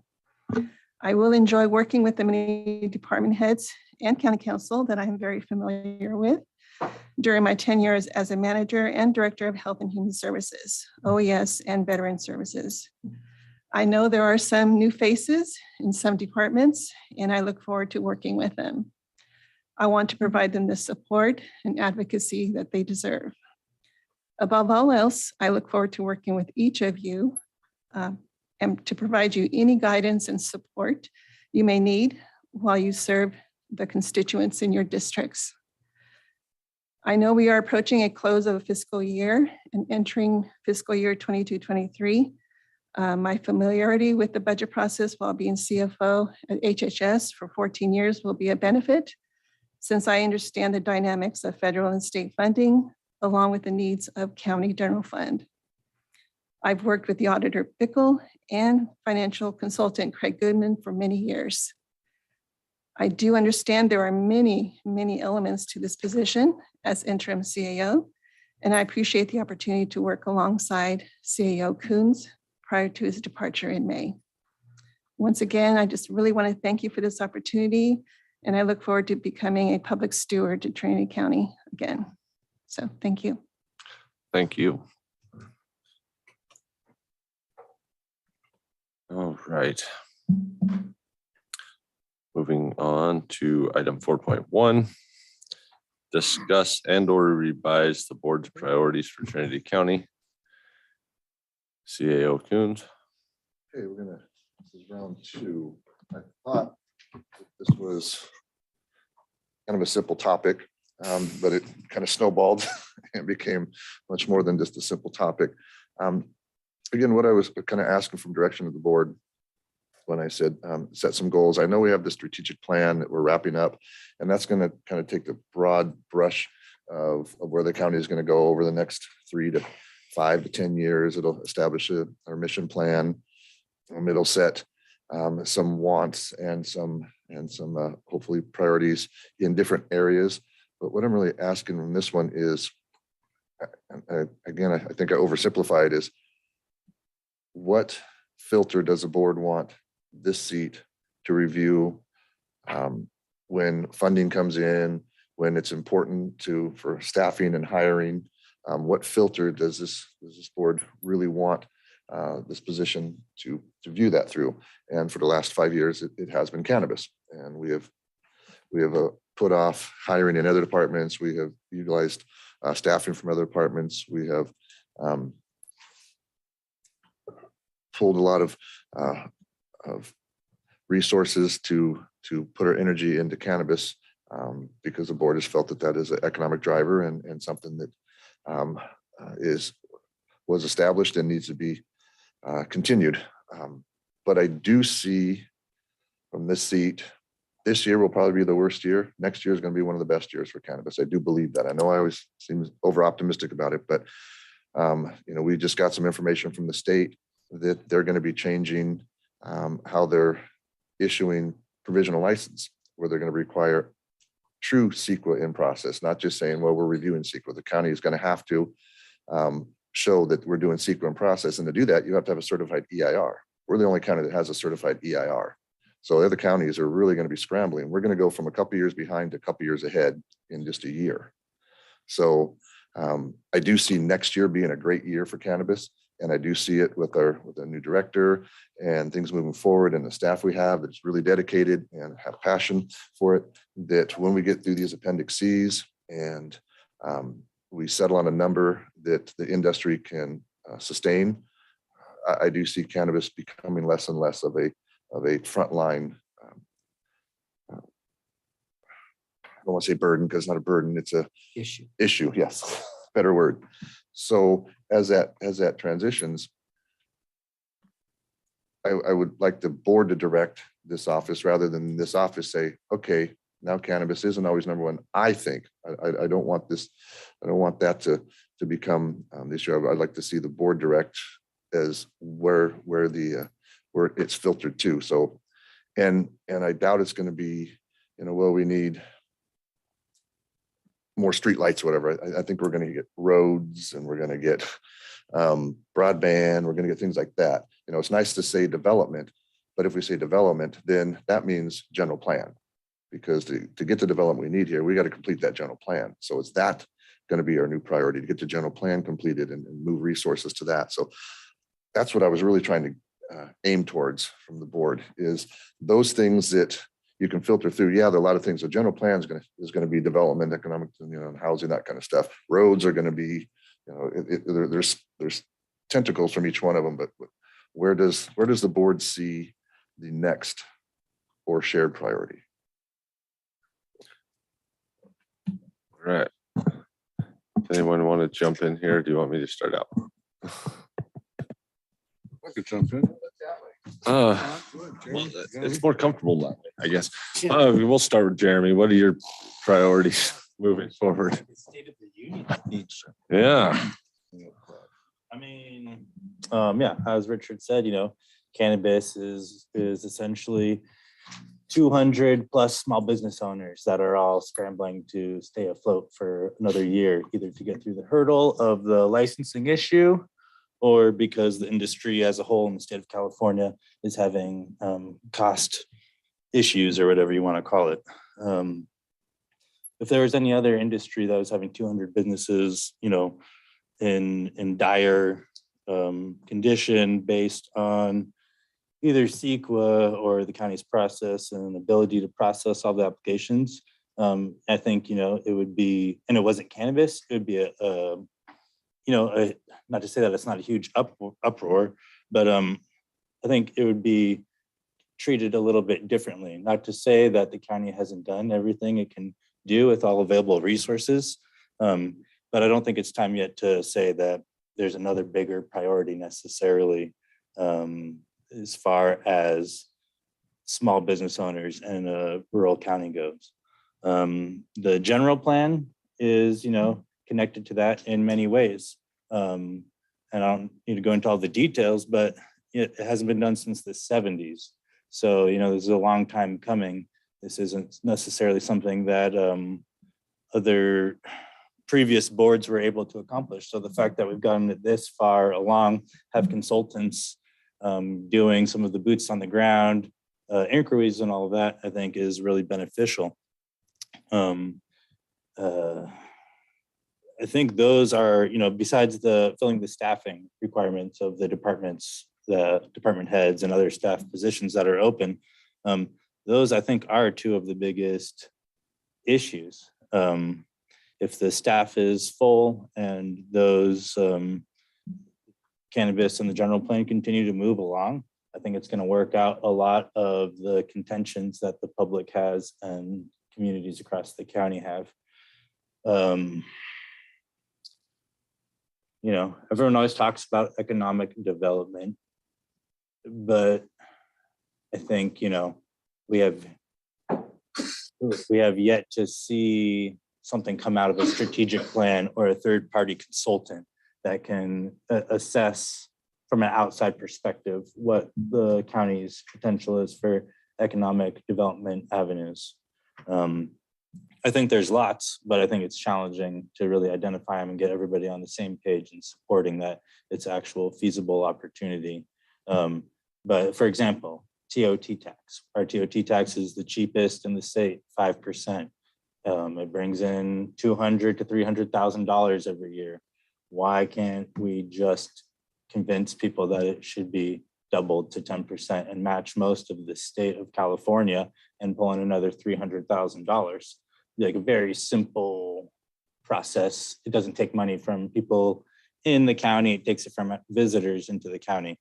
But for whatever reason, historically, this has been a challenge to advocate and gain support for. So again, having an outside perspective to bring advice sometimes can be helpful because communities have reasons for their opinions, and sometimes maybe a supervisor doesn't have the ability to convince them otherwise, or doesn't have the proper understanding of how the money is spent with regards to a T-tax or a T-bid tax. Like I said, this could be a State of the Union address. I'll kind of just leave it at that. I think, keeping it to the three most important things is probably a good thing to start with. It was reassuring to hear that Forest Service has more recreation staff coming in. It feels like they listened to the concerns of the Recreation Committee and that letter that was sent out. So I'd say that's like a win there. With the county's been put under severe stress with COVID and wildfires. Like, I don't think it's really been publicly mentioned, the impact that has on staff. The public has a very limited scope of what that means for day-to-day life for the people that work, 8 to 5, 8 to 6, 7 to 7, 6 to 10, whatever it is, whenever, Christie's out there in the field from sun up to sundown or beyond, essentially scrambling to get all these requirements done that all of the other agencies require of our departments, let alone to try to accomplish the tasks that just exist for the daily routine. On top of that, with the, with the cannabis program came 500 or more septic inspections, 500 or more building permits, all of these things.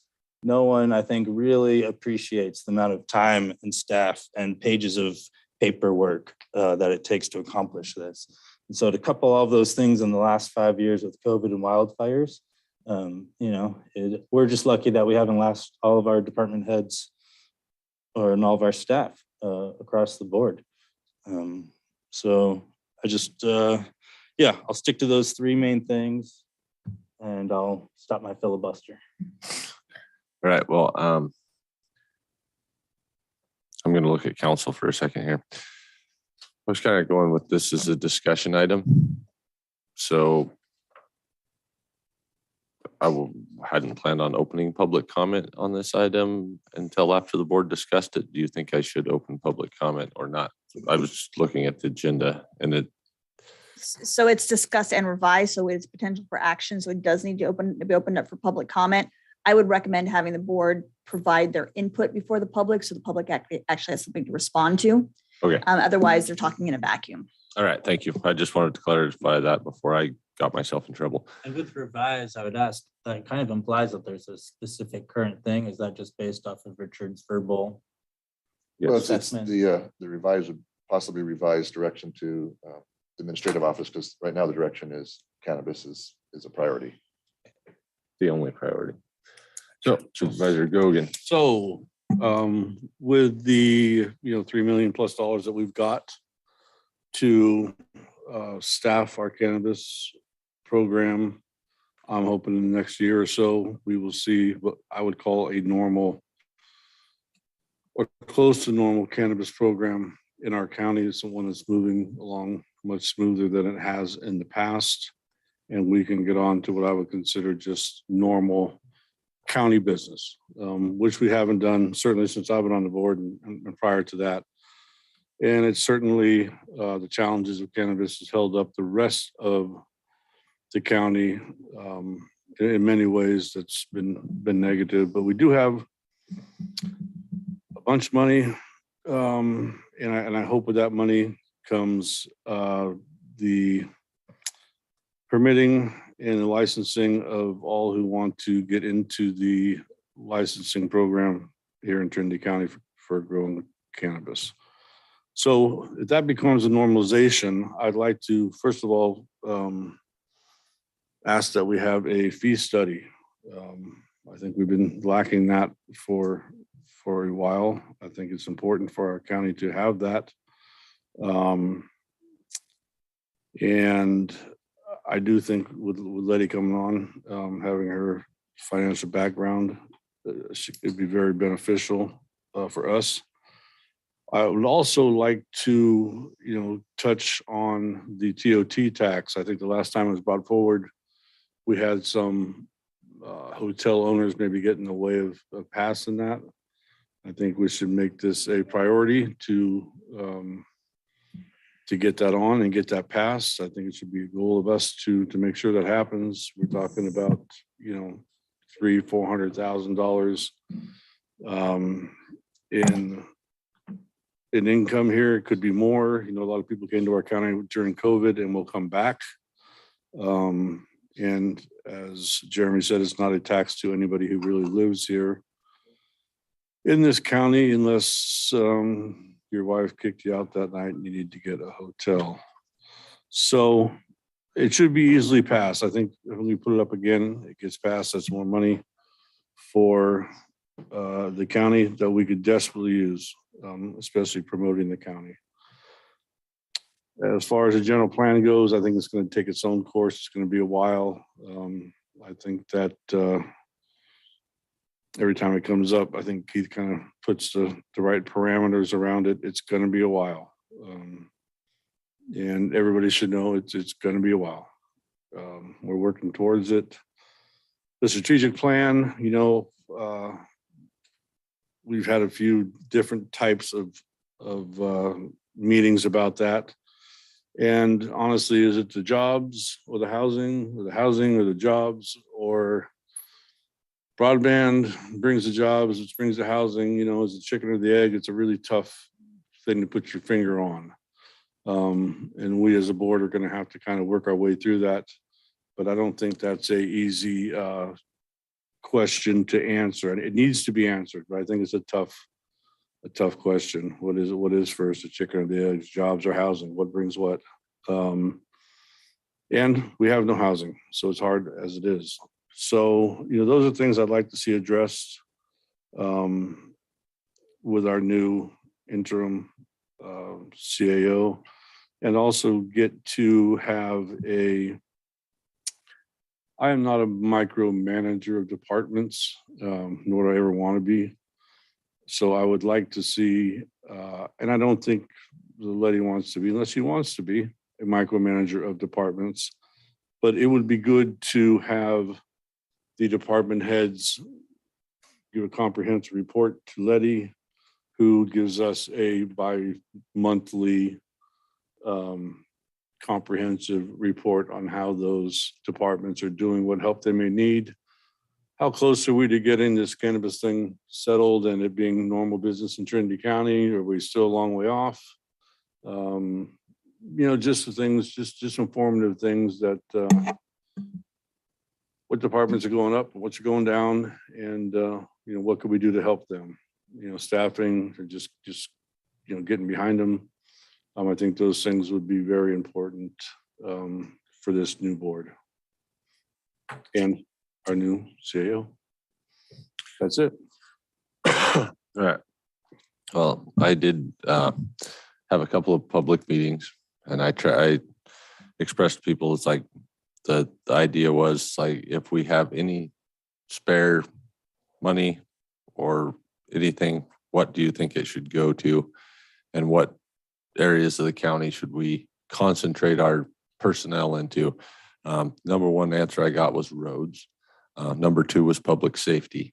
And they were kind of intermixed, but mostly that was what people were the most concerned about, was roads and public safety effects of the roads. And that is something I think is, in my area of the county, is very, very important, is that people feel like all the resources are going toward cannabis or toward whatever, that they want some of the resources to go toward road maintenance, and explaining to them the difference between funding sources and everything. They don't care about the difference between funding sources. They want money spent on roads. And and I understand that. I drive the same roads they do. The public safety issue, a lot of it was stuff that would be not really in the jurisdiction of the board because that's up to the sheriff. He's an elected official also. That's his job to get deputies in Southern Trinity, not the Board of Supervisors. We could allocate money. One of the other issues I really think is important, honestly, I think it's probably the most important issue in our county right now, is recruiting and retaining people to work for the county. And I think that we may have to prioritize that above all else right now and look at new ways to do it. We need to, we have to find a way to recruit people. I would love to see the county recruiting in the high schools, job fair type stuff, like, hey, you can actually make a living wage working right here in town. Be a couple of years before that really was fruitful, but we need to start working toward those, because if we can't get local employees, we've noticed it's incredibly difficult to hold people once they come from outside the area. It's usually a limited term. So my top 3 priorities, I guess, would be recruiting, retaining, public safety, and roads, and they don't necessarily need to be in that order. I do think that cannabis is still a priority. I know the general plan is a priority, but those are already priorities. So this is my 3 are like, let's find a way to work some of this stuff in. And we'll go with that. Supervisor Cox. And so it's nice to hear what's gone on, because there's a lot of overlap. And so that's encouraging. So we're not going in tentacles in many, many directions. But we had a town hall meeting last night, and I had nice attendance both here and on Zoom, and some who couldn't attend have, emailed their comments in. And so kind of pulling those all together, really landing at a lot of the things that we've heard. People do not understand why we would vacation other places and pay a 10% TOT tax and yet not require that of people who come and vacation here. So I think finding a way to educate maybe a little bit better, so that when that comes to a ballot, people understand what that means. And by comparison, I think education, it's my hope, could fix that. Some of these things I think can be done in tandem with each other. So trying to say that there's only 3, I often think of Supervisor Frazier when he assured us we could walk and chew gum at the same time. I think we can. Safety is huge. And so figuring out how we're going to support our sheriff's department so that we have the deputies on the street at the same time that we are staffing the jail as we're required to. It's all going to be recruitment and retention, as Supervisor Frazier has indicated. But I think also within that recruitment and retention, I'm hearing that we need to strengthen a positive work culture within the county, finding ways to figure out what are our workers' experiences actually like, appreciating them, figuring out how to have them have that community experience that they need. I was sent a really interesting article on just that whole topic. What does it look like to really create more of a sense of connectedness, a sense of we're all pulling in one direction, working with each other, not working against each other, and not feeling afraid to speak our concerns and our wants, finding an avenue for that that's actually effective and creates a more positive environment. A suggestion was an ROP program through the high school, where we might have some students who want to shadow some positions, maybe move into some part-time work in those positions, and possibly that becomes, their career path, and they move up through local departments, and they they choose to stay here and work for the county. Housing is certainly, I think, the place that every other problem tends to come and circle back to. So figuring out that piece, not just low-income housing, but really workforce housing. And I think opening up, like perhaps reestablishing, I am told that years ago there was a subdivision committee where we could make that process more doable, or I should say more knowable. It seems vague and difficult to know how to go down that path. And so if we could figure out how to streamline that in the same way that it has been asked to streamline the cannabis permitting process, so that we can find, some new construction going on around here. Certainly the general plan and the fee study, I think those are just foundational to everything else. I think, we have to do those. What then can we do with it? It would be interesting to find out when a fee study comes back, are our fees so far under that we would actually have funding that's needed to fill some other positions? That's vague and completely unknown. So the results of that will certainly be interesting. And then, this is District 2. People remember when downtown used to be vibrant, when there was just one business after the next. And, it was just a different culture. The blight is depressing. Figuring out how to take care of that. There were some interesting suggestions of, how we might go about that. But certainly this little town wants to see some tourism and some community events and safety. They want to be able to let their kids hop on their bicycles and ride down to the grocery store and get a treat without feeling like they are unsafe. So I think I've covered the basics pretty well.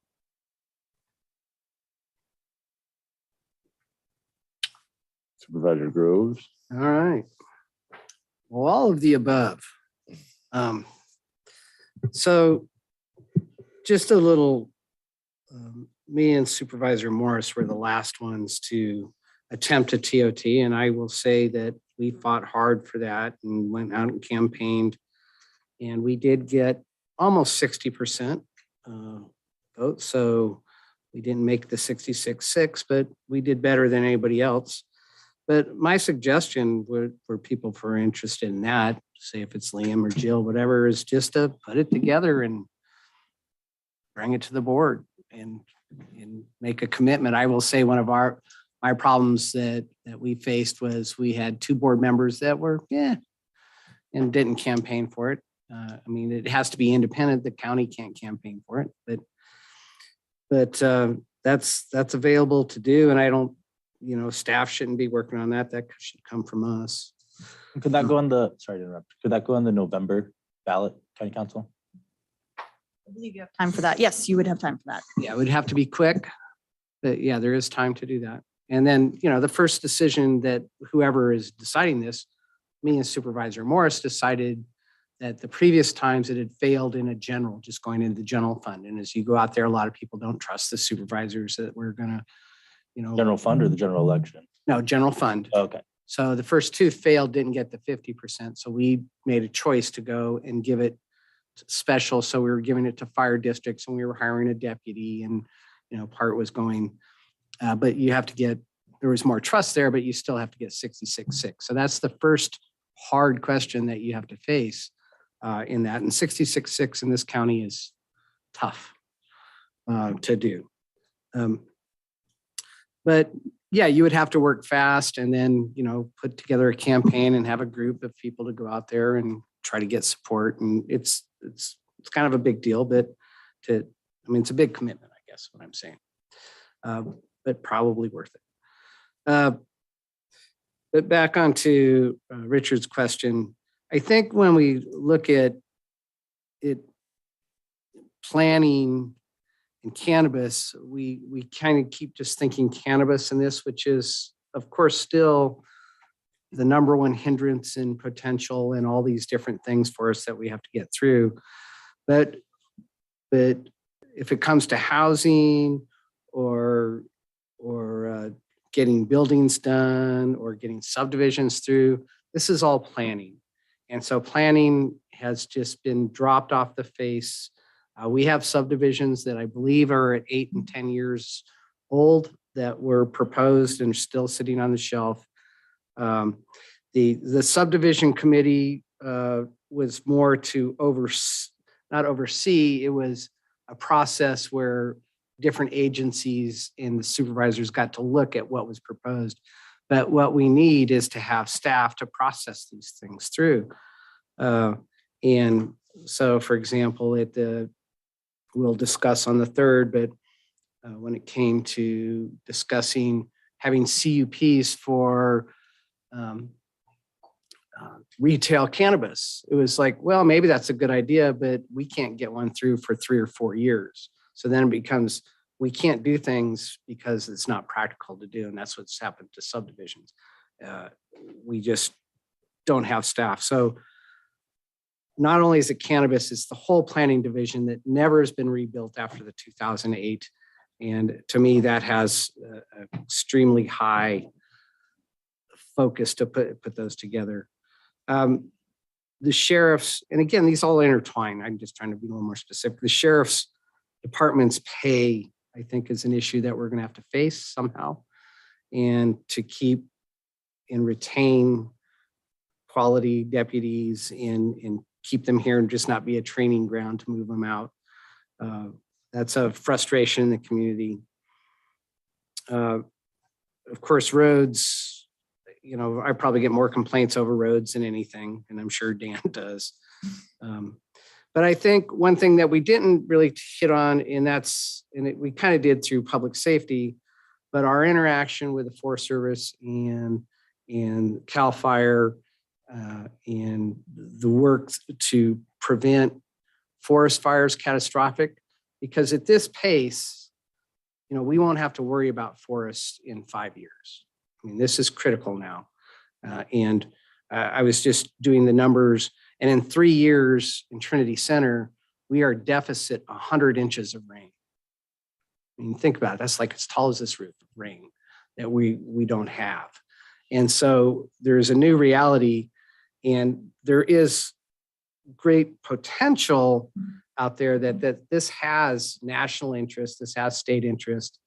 And for example, the sheriff, Jeremy, Dan, and I on the calls with the congressman and that sort of thing. We really have to take time, and this probably lies on the board more than anybody else, take time to really work and put pressure on to get more work done in the forest and more work in our forest. I think the money's going to be out there, but it's make sure that it's not in Stanislaus, but in Trinity or Six Rivers. So that's kind of my list. I'm sure I forgot something that I'm going to insult somebody that I forgot was very important. But I'm done.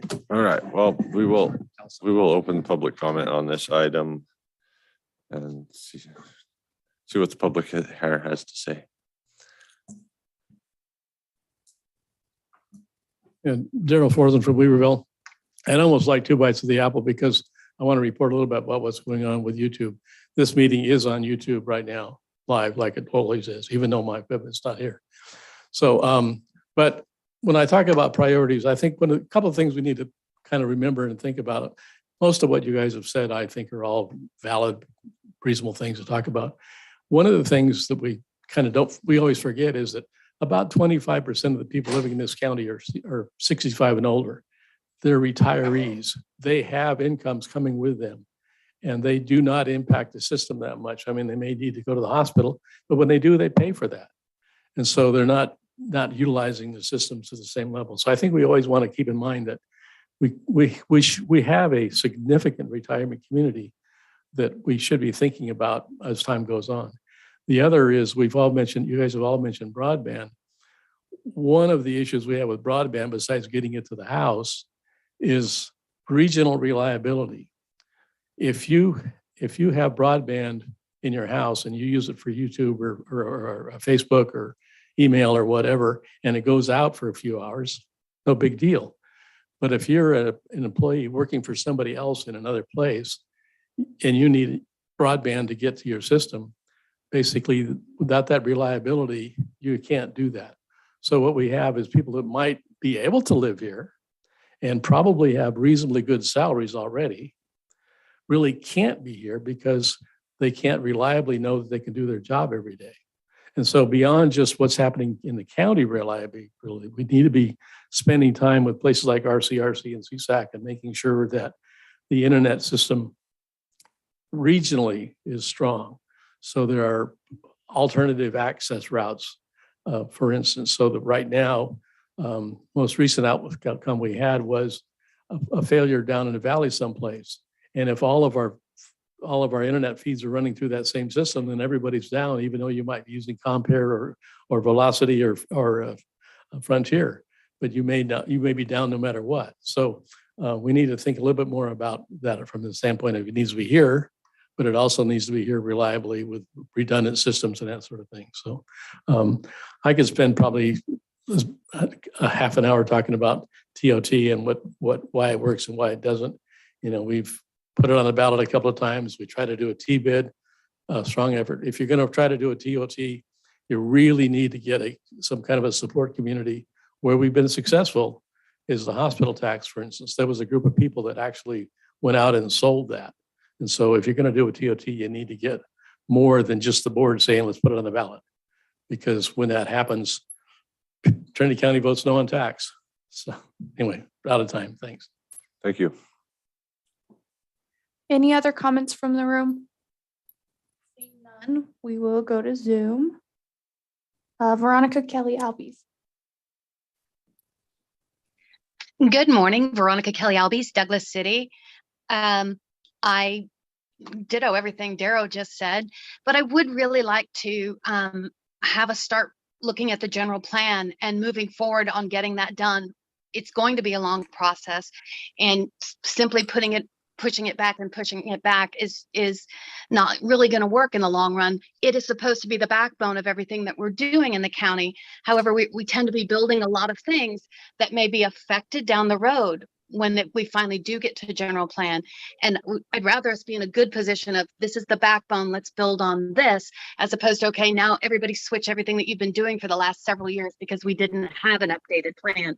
I think the general plan is something we really need to start pushing forward so that the county as a whole and the communities as a whole can come together and help build where we're going and help fly the plane in the direction we all want to go.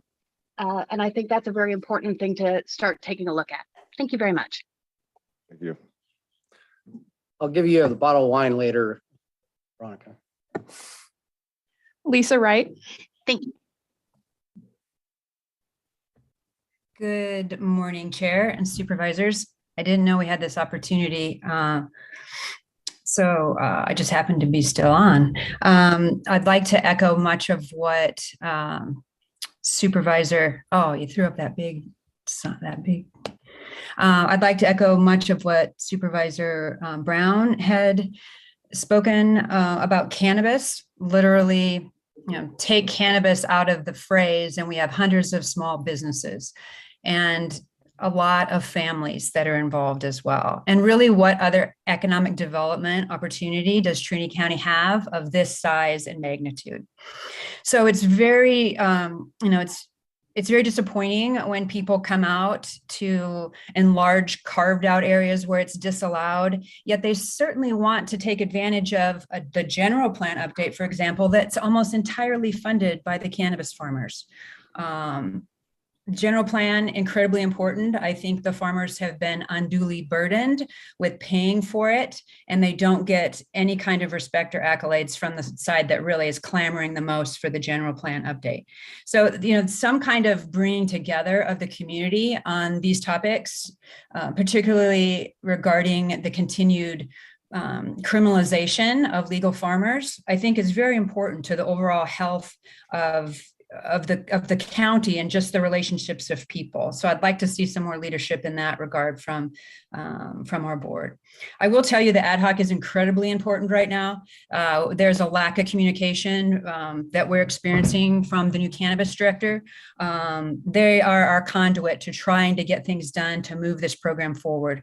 And the program is here to not only benefit these small businesses, but to also benefit the community as a whole, as you can see through the general plan update, through the cannabis taxation, as well as through the sales tax and how many times money turns over in a community, up to 4 times when you consider the employment levels as well. And I have to ask you though, we always talk about how can government get more money? Do we really need this much government? You know, the county is by far the largest employer, probably after cannabis, if we can get those businesses up and running. But do we need 2,000-ish employees to serve 12,000 residents? I think there needs to be a critical examination of really how big the county is, and has it become somewhat of a social welfare program, a net that where we just find ways to try to keep, you know, paying for people and things, but what are the actual services that go along with that? Roads, I think, incredibly important. So continue down that path, please. But do please give some respect to the farmers who've paid dearly to try to help this economy and the county move forward. Thank you. Thank you. I have no other raised hands and no new chats. Seeing no more public comments, back to you, board. All right, with that, I guess.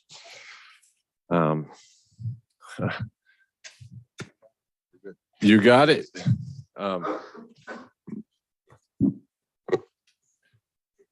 You know what I could do is, pardon me? I apologize. I said we probably should write it up. Yeah, we can try to summarize what we heard today, write up, bring it back to the board, see if the board agrees with some of the comments and you know, because there were a few that just popped out. So if the board would like, we can write those up and bring them back in the next time to review and say, no, let's move this one to 2, 3, and or let's just keep doing what we're doing. And also in your review of that, make a note of which ones that the board needs to do themselves and not try to get staff to deal with. It's like, if there are things that are great suggestions, but should be board driven, just tell us that's on you, not on me, because sometimes that's the help that we need. Can do. All right. Thank you, sir. Could you correct the number of county employees? I emailed her. Yeah, we have FTEs, which is full-time employees, which if we filled everybody would be around 300, I think it's 328. I think currently we're at 260-ish possibly. So yes, that's. Not that her point isn't a good one about governmental control and all that. I just want to make sure that people don't think we have 2,000 employees. Yes, we don't need more calls anymore. We had 2,000 employees. Yeah, we had 2,000. We would probably be able to answer a call or an email.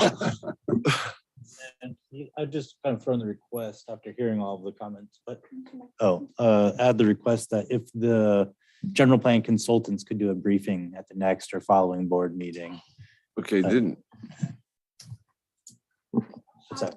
We have that scheduled for June 7th? Okay. yes, I I think. remember. Yeah, it's June 7th for the board, and then there's a community kickoff meeting that night. Okay. So they were reading your mind, Jeremy. Okay. We're on the same page. All right.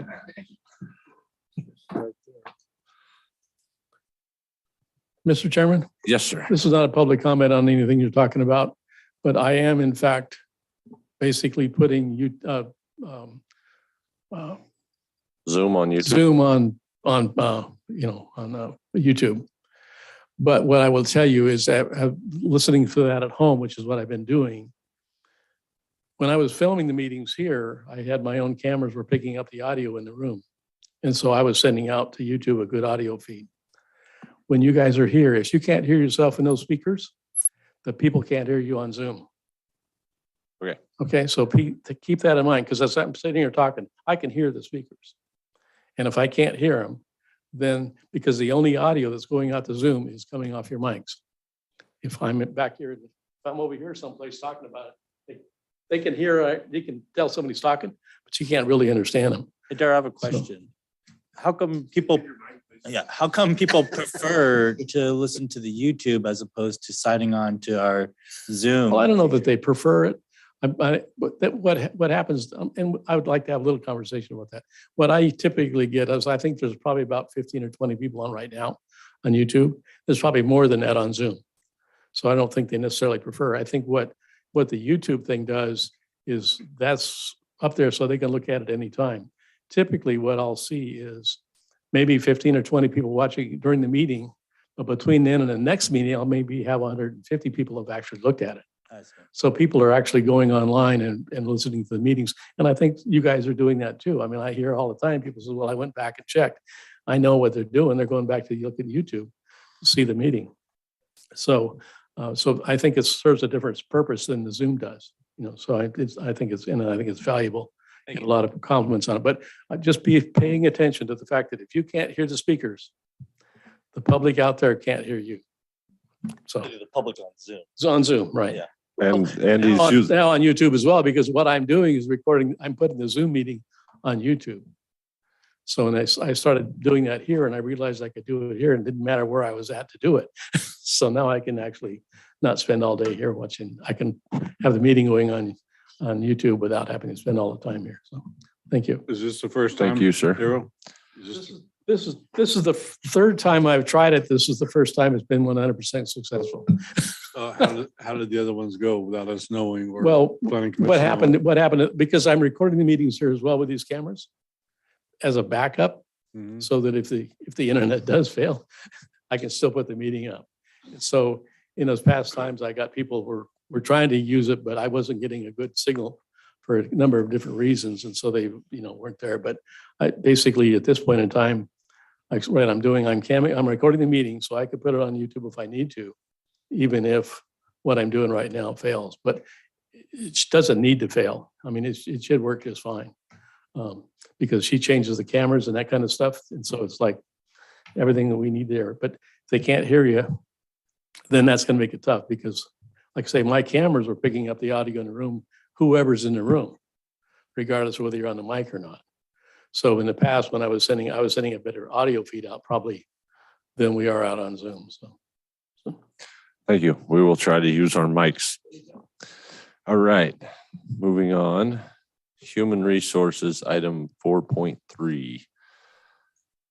Approve the job description, set the salary range, add to the alphabetical listing of classifications, and allocate to the county administrative office a county chief financial officer at range X 280.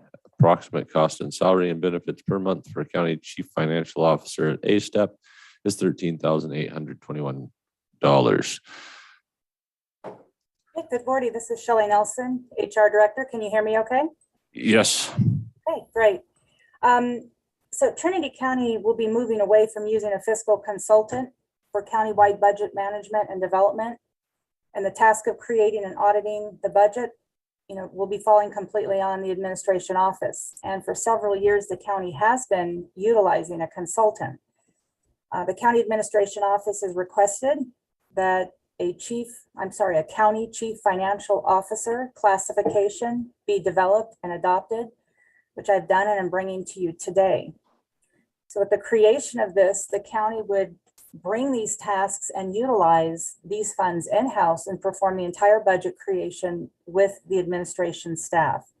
And the responsibilities will require additional authority and supervision of the county department fiscal officers. This is a non-represented position and would, under general direction of the CAO, plan, organize, and monitor the county budget, coordinate the flow of funding to and from the county general fund to ensure fiscal viability of county operations, prepare financial forecasts and make recommendations concerning options and course of actions based upon this information, and assist the CAO in the overall management and coordination of county department budgets, and have a certain signing authority in the absence of the CAO.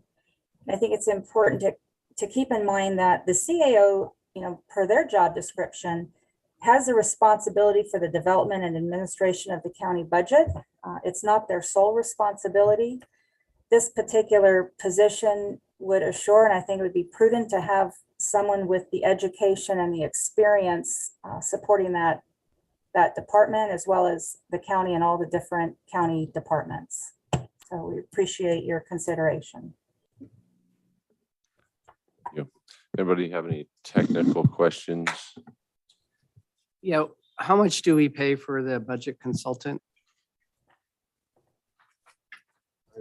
I have those numbers if Do you you have want those them. numbers? Yeah, I was in the 60 or 70,000. So the consultant from 2010 to the present has been an average of $85,609.46 a year. How much? to $85,609.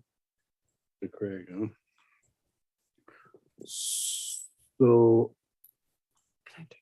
did I hear Shelley say that the CAO's job is for being kind of the chief financial officer in your description there? Did I not? Yeah, under the job description for a CAO is to, they're the kind of the keeper of the budget. They're the ones who monitor. Now, it doesn't necessarily say that they are the creator of the budget, but they're the keeper of the budget. And they're the ones who maintain the budget throughout the year. But yes, the creation of the budget has been directed by this board for many, many years, that it falls under the direction of the administration's office.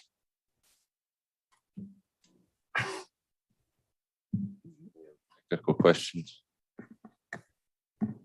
All right. So the plan would be if you had a CFO, you would not have any consulting?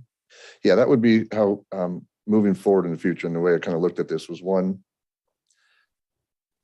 being the optimistic person I am, I still think this position is going to be vacant for quite a while. I think they've had 26 applications. One met the minimum qualification. So it's going to be a while before you find a CAO. Hopefully not. Hopefully it's a month or two. But in the interim time, with the interim CAO and then having a CFO, you have more sign authority, more signature authority. You have the ability, in the absence of one, the other one can be there to sign. But yes, the goal is, we were only supposed to have Craig for 3 years. I think we're going on 7 now. As I think he said this year's his last year. He said that a couple years ago, but we've been begging him to stay because we didn't have the capacity or the expertise. So as Craig titrates out, this position would be the one responsible for creating the budget. And it's different than managing the budget than creating the budget. And if the person is creating the budget, they would need a little more authority over the other fiscal officers in the county to work with them and actually give direction. Right now, the person we have in the position really can't give direction to Health and Human Services CFO or the DOT's financial person. What they can do is request, but this person, they would be when it comes to creation of budget, they would have to be a little more responsible for that person. And in this position, again, would create that budget, and we would do it in-house, because it's always the goal we've had eventually is to do this in-house. You sat on the budget team for several years, and it's quite extensive. And it's not just putting a couple numbers together, because we saw every year. The hardest part is not collecting numbers. The hardest part is getting the numbers of the revenue, the amount of revenue and the amount of expenses we have, and make those match up. And we really do need somebody in-house who has that intimate knowledge of what true revenues are, expenditures, that has the historical knowledge that can show that, okay, a department is claiming they're going to get $200,000 in revenues, but we can see the last few years they've gone 350 to 400,000. So they're able to say, well, adjust those revenues. And Craig's always been able to do that because of his knowledge and how our system works. But when he leaves, it will be a void, and it'll be very difficult to spread Craig's around like we have in the past to multiple. It really needs to go from Craig to one person. So I see this position would be beneficial, not only immediately, but over the lifetime of the administration department, because it's just going to be that position that allow for the intimate knowledge, because it'll be the person that creates it. And in many counties, that's what they do. When I was in other counties, you have a CFO, and they usually have 4 or 5 analysts. We don't have that luxury here of having the analysts, but the CFOs are the ones who create and present the budget each year. So in the past, when I first got on the board, the CAO did the budgeting until they left, and that's when Craig started, if I remember correctly, or did that.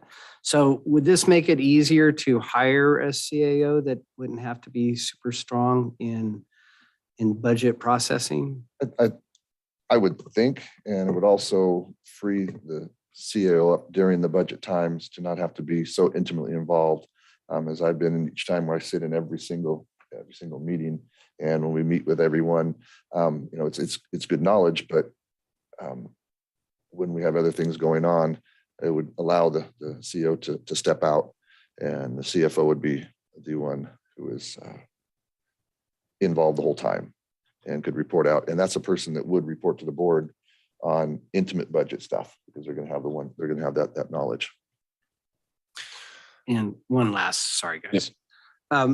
So the CFO answers to the CAO or to the board directly? The CAO. As it's structured now, it could be a contract position and answer to the board. But as it's structured now, most places it goes usually a CFO. It goes CFO and then or CEO, and then off to the side CFO, and then you'd have if you had a deputy CEO, that would be directly underneath, and then they supervise out. But it would still be under the administration of the CAO. My question to you would be, do you see this as a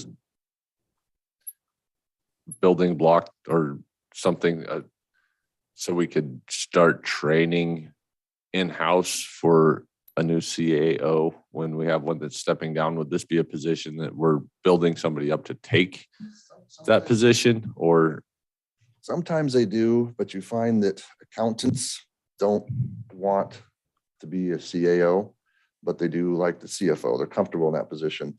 So it would be more a sense of stability in between, because you'll probably keep the CFO much longer than you keep the CAO. So it gets that consistency throughout the years and in between CAOs. But I mean, I can't say they wouldn't, but from what I've heard, the ones I've known, they like their numbers. Numbers are safe, numbers are consistent, and numbers don't insult them. So they like those. So. Logic. I have a question. Is Craig on board for this coming budget year? I believe so, yes. So then would we be thinking that this is an immediate need? For this season, no. Not immediate need. I was looking at it, and I know there's some perception out there that in my exiting, I'm building a high paid position for somebody in-house. I'm looking for the stability and the transition for the county. This isn't the thing that I'm doing because, my last ditch effort, I'm going to create a position. There's a lot of things that I want to do that I didn't get to do, that I would love to have done in the last 6 months. But it doesn't mean this position has to be filled right now. And with Craig coming on board to work through, we all know Craig, and Craig can just get it done, and we know he's that good.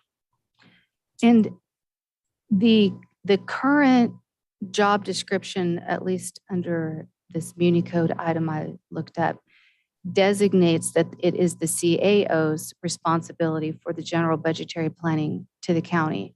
So if we created a position like this, then would we need to go back and reformulate what we are expecting the CAO to do? Possibly.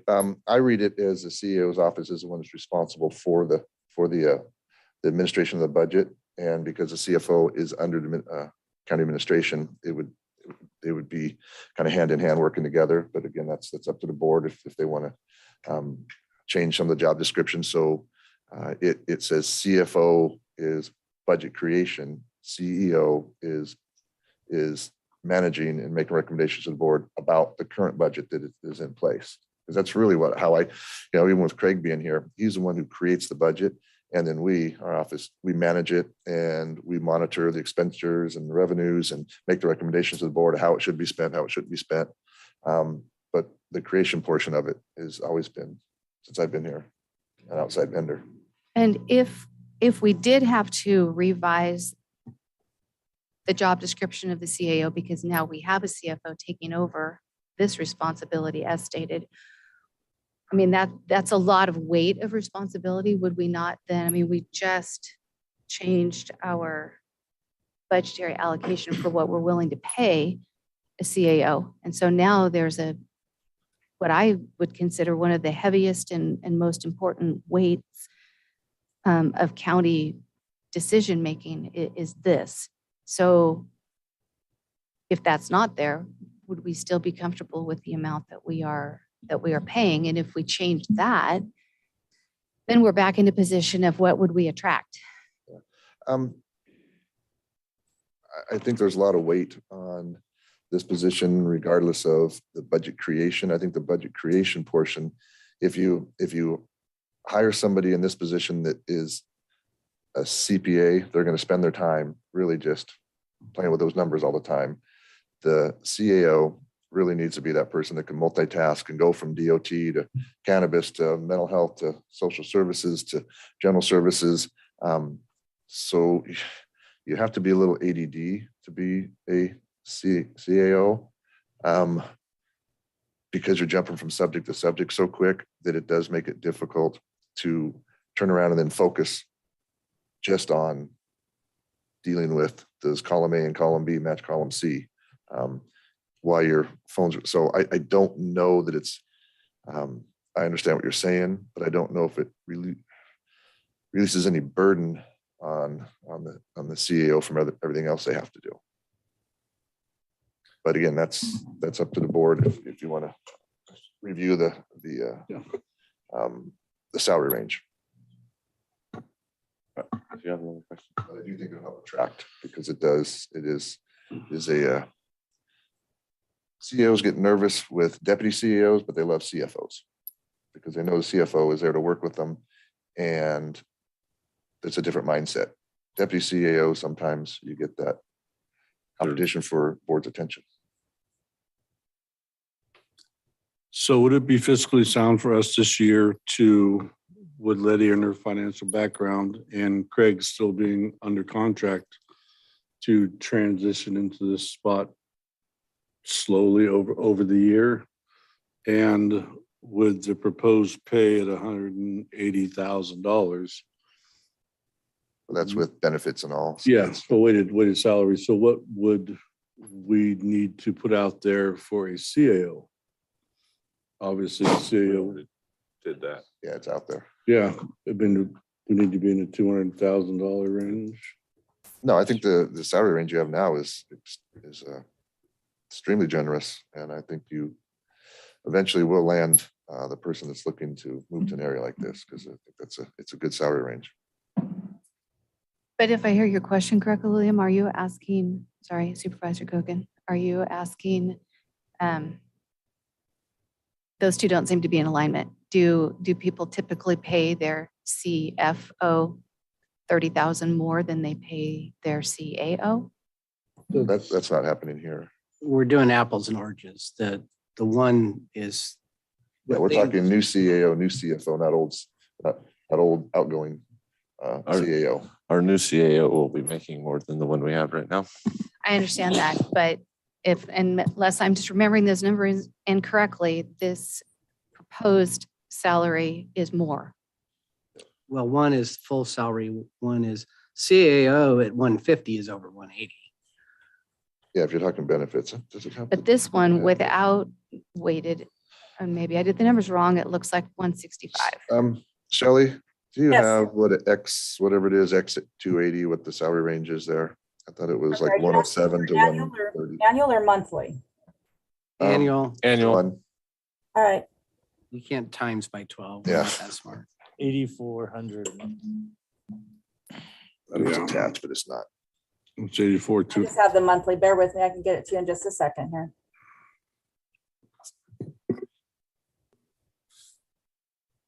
Oh, total 13,821. Yeah. But I know this is 21.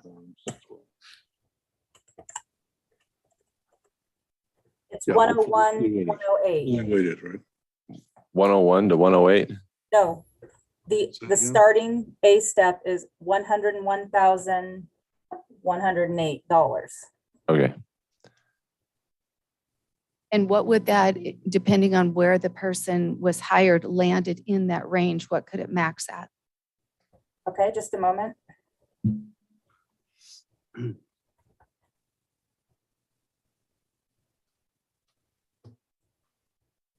So A step is 101,108 and E step is 122,897. Thank you. That's significantly less than. And the The new- CAO, I don't have that in front of me either. I'm trying to go off of memory, what we're Like flying. one, in at. it's like 157 to 190. Yeah, it was in the 150s. Yeah. and if you get longevity, it goes all the way over 200. Well, CEO is different because it's a contract, you know, Yeah. it's negotiated into the contract, because I don't do the 5%. Mine wasn't 5% per year. With the ABC step, it was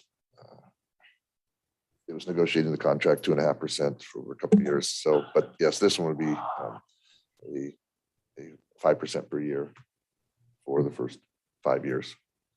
Yeah, starting for the CAO for this new recruitment is 157,262 and E step is 191,153. But again, they're not going to move up the pay scale like a normal employee.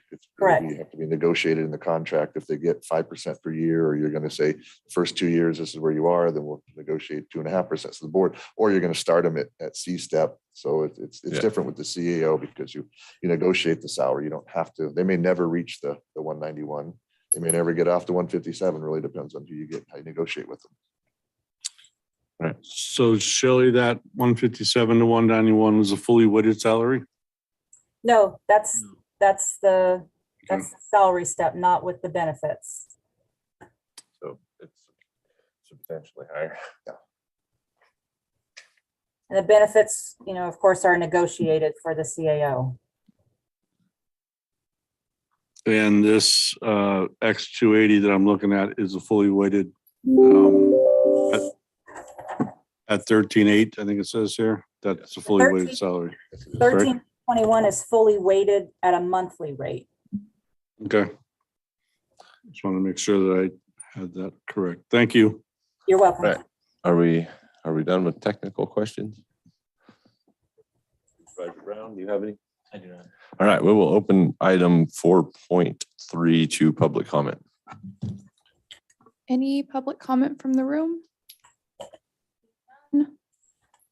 I have no raised hands and no new chats.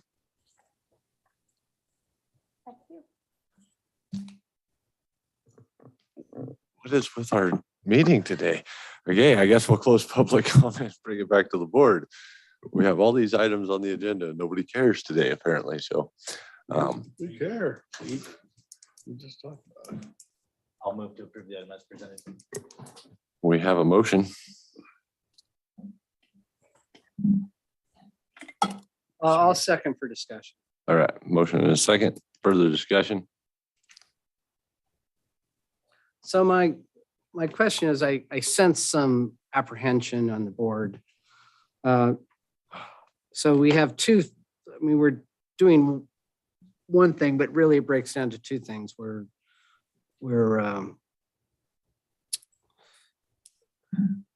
We're setting the job description and the salary, so we're putting it on the list, but then we also are allocating it. Correct. So if there's apprehension on the board to say, we don't want to allocate it tomorrow, we want to allocate it in September or October, that's also up to a decision that we could make, or we could allocate it later. I would be a definite proponent to set the job description salary range. But I'd be willing to hear if people wanted to wait on hiring this until whenever time that we start our new fiscal, which probably starts the day after we pass the old fiscal. But if there was a recommendation by staff or whatever on when this should start, or maybe I'm misreading people and I'm good to go. For the discussion. I have a boatload of apprehension about it. First of all, I don't see it as an immediate need. So we have this year's budget taken care of. What we don't know is what kind of an individual will come in. Even as an interim, if Letty were here for a number of months, she's a numbers wizard. And so for her to do what other counties our size normally do, by the amount of research done in a day,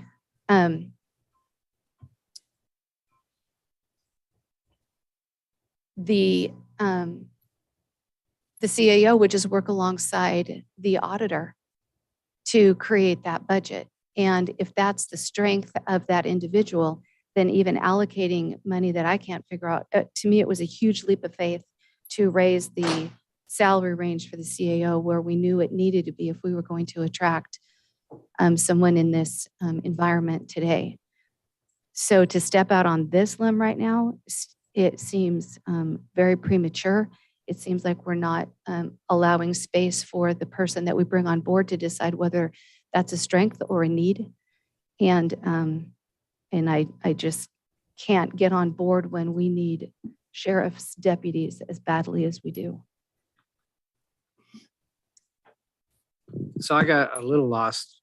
When did we start talking about the auditor? Well, that is how my research, I mean, I looked into this for a whole day, right? So I certainly can be missing something. But my understanding is that counties approximately our size would have their CAO just simply work alongside the auditor in order in a working relationship to create that budget.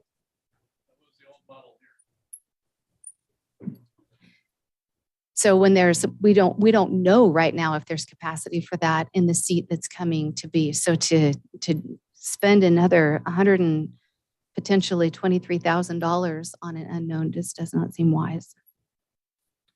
Well, you're gaining 85,000 by removing a position.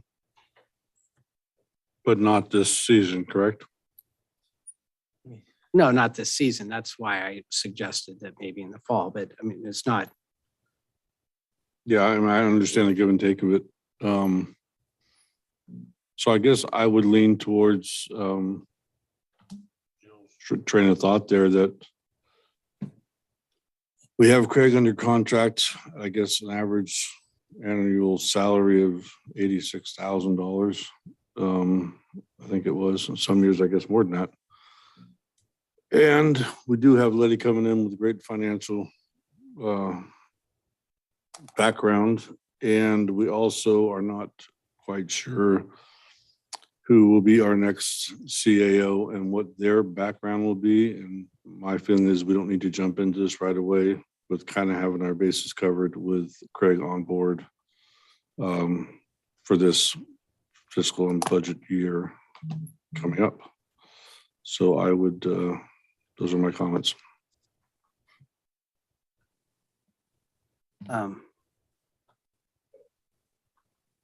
I think if we get in a discussion about if the auditor to do this job, that's changing what if the board can do that, but we have to look at a broad spectrum. They're going to have to hire a new person over there. Probably. We have a system that's designed to do it the way we've been doing it. Not that it can't be changed, but I mean, that's a bigger shift than what we're doing here. However, if you're going to go back to the way we've been doing it, how far back are you going? Because we know that this county in the past has created a budget with the CAO working in tandem with an auditor. It's probably a much smaller budget Yeah, also. they're probably in the 80 or 90 million, and we had more applicable revenues with the timber industry and the schools and that kind of stuff. But no, some places do it. The places that don't have a CFO usually have a deputy CAO. So you're not having that one person pulled away for 3.5 months working on the budget. They'll have a another officer within there. Because I can go through the different counties in my head right now, from Del Norte to Alpine to I think to, well, shoot, Craig does Alpine, and is they have the same situation. They just don't have the staffing to do it. So with the HEMA, so there's all different models. So it's just which one fits you the best. So I'm not saying that just because that's the way, just because granddad did it that way, we move forward. I'm saying that as you read, that we have set our system up that we would have to go through and change, make the responsibility of the budget to the auditor. I didn't say to make the responsibility of the budget to the auditor. I don't understand that to be the model, and maybe we can ask a question to get a little bit more clarity on that. I know you've closed public comment, but if there was somebody who could supply that Is technical answer. Is Angie on board? She's No. Angie's not. I'd be curious too, Chairman, if you would be curious if Letty would have an opinion on this. At your will, though. Yes, I'm open to you having an opinion, I guess. Well, I definitely have had a lot of budget meetings with the budget committee while I was CFO and director. I can definitely see the benefit of that support position to the CAO. I can see it. I mean, when you look at the actual departments individually, they do have their designated fiscal support. And it seems to me in the CAO's office, being the top part of the organization of the county, we would want to have that support system. You know, it can go both ways. I mean, I understand there's a lot of responsibility in the CAO position based on my experience. But having somebody dedicated to the financial management of the county is really important. And I've learned that being with HHS, who has the part of the biggest budget in the county. I think when I left, we were at 20 million. So, you know, again, it's your decision on how you want to have the CAO office structured. Again, I could see where Richard's coming from. There is a need, but then again, you know, a new CAO will be coming in at some point. It'd be interesting to see what their perspective is on this as well, since it will be their office. But just from my perception and my experience, there is a benefit having a designated person for that support while you are handling many other, just as when I was director, because I was actually, when I was deputy director, I was deputy director and CFO for quite a while. And it's pretty complex because there's, you know, you're managing programs and then you're managing the financial side of the picture. So yeah, I mean, there's different ways. And again, it's based on your perception on what you feel and what you see the need. But definitely, in my opinion, I can see the benefit of having a designated person. You know, and again, whether it's a CFO position, and I know the positions that the CAO office has right now has done a great job in the years that I've worked with them in creating the budgets. And yes, Craig Goodman is an amazing individual to help us with all the technicalities in creating that budget. So it would have to be somebody with that definitely experience and background for that high level accounting that you would have to have for the CFO in the CAO's office. So that's just my perception. I hope that helped. Because again, there's different ways of looking at it based on what you would like to see. But I'm a big fan of CFOs myself. But at the same time, I respect the different levels of responsibility that each office has, just as every department has their own fiscal person, you know, and I tell you what, department heads can't survive without them because they need that person that's just focused on the financial standing of that department at all times. So one question, Letty, sorry. Would you feel comfortable this year with Craig and you being the CAO with Craig's help this year and knowing that Angie is probably as good as it gets when it comes to auditing? Oh, she's absolutely. won every award you can imagine. And you are going to be new CAO. So your comfort level is very important to me. I know you're going to be new to this. Yeah. So I don't want to overburden you. But we do have Craig, as you said, who does a great job. And He does. we do have Andy, who does a great job also. Right. Do you feel, knowing that you're going to be a new CAO, that that is sufficient? I think for this year, absolutely, it's sufficient. Moving forward, and again, as far as what I'm understanding from this agenda item, it's just creating the position and having it as a placeholder until the board or the CAO feels it's time to fill it. So it's creating the position is one decision, and when you want to fill it.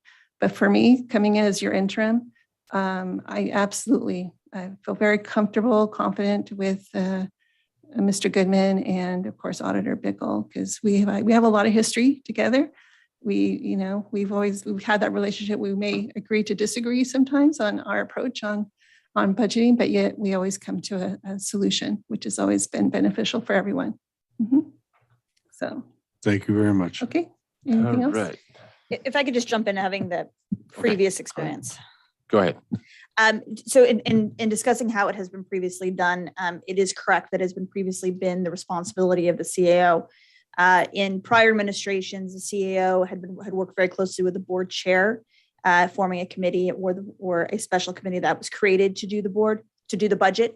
Auditor Bickle, is everyone said is correct, is about as good as you get in terms of what she does, but there's a checks and balances aspect to well. She's the one that enforces the budget. So it's not her responsibility. It can't be her responsibility to create the budget. Under any scenario, she's going to be actively involved in it because she has the numbers and she's the gatekeeper to those numbers. But ultimately, again, she's the one that enforces the budget. So it needs to be done through a separate department, such as the CAO, through the Board of Supervisors, or a CFO. So my recommendation is not to look at her as being the one that's going to be in charge, because that would eliminate your balance of your checks and balances. But of course, again, she will be involved. The years, I think 2 years that I worked on helping create the budget would not have been possible without her. And under scenario would be impossible without the auditor. But you do need to have somebody whose primary responsibility it is. I will also say that I was around when there was a transition from having it done solely by the CAO to when Craig Goodman came in. And there was a significant budget savings coming and having that person who has a sole financial background coming in and looking at it. There we found some pretty large areas that were able to be tightened up. Ultimately, Craig's probably found more money than he costed, just because he was able to look at it from that strictly monetary perspective. Whereas a CAO who may not have the accounting or finance background is more looking at it, trying to get it balanced and making sure programs are working. Somebody who his sole job is to dig into it can find out where, and I don't want to use the word hidden, but where money has been diverted that probably not necessarily needs to be there. So that's just my observations from the years that I was assisting in the process. That's just from kind of tapping on what Margaret, the relationship the CAO has to have with the department heads and elected officials is very cordial, and budgets are not. You kind of need that Craig Goodman in here it's not personal, it's numbers, where my job every day is personal. I have to have a personal relationship with my department heads. And sometimes it puts that relationship in a difficult situation if you have to switch hats and be strictly, well, it's numbers, so I don't care, because I do care and I want to work.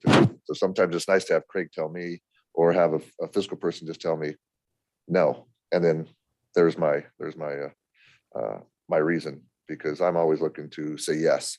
And I drive Susie crazy because I'm always trying to say yes, but sometimes the numbers say no. So it is nice to have that person who is your kind of your this is the line we can't cross, because if we do this, then it moves over here, then it moves over here. So Craig has been good at that, because I'll come in with, well, I listened to the plea of a certain department head, so I agree. Craig says, well, then I need to find money. And okay, sometimes it's difficult to balance those relationships.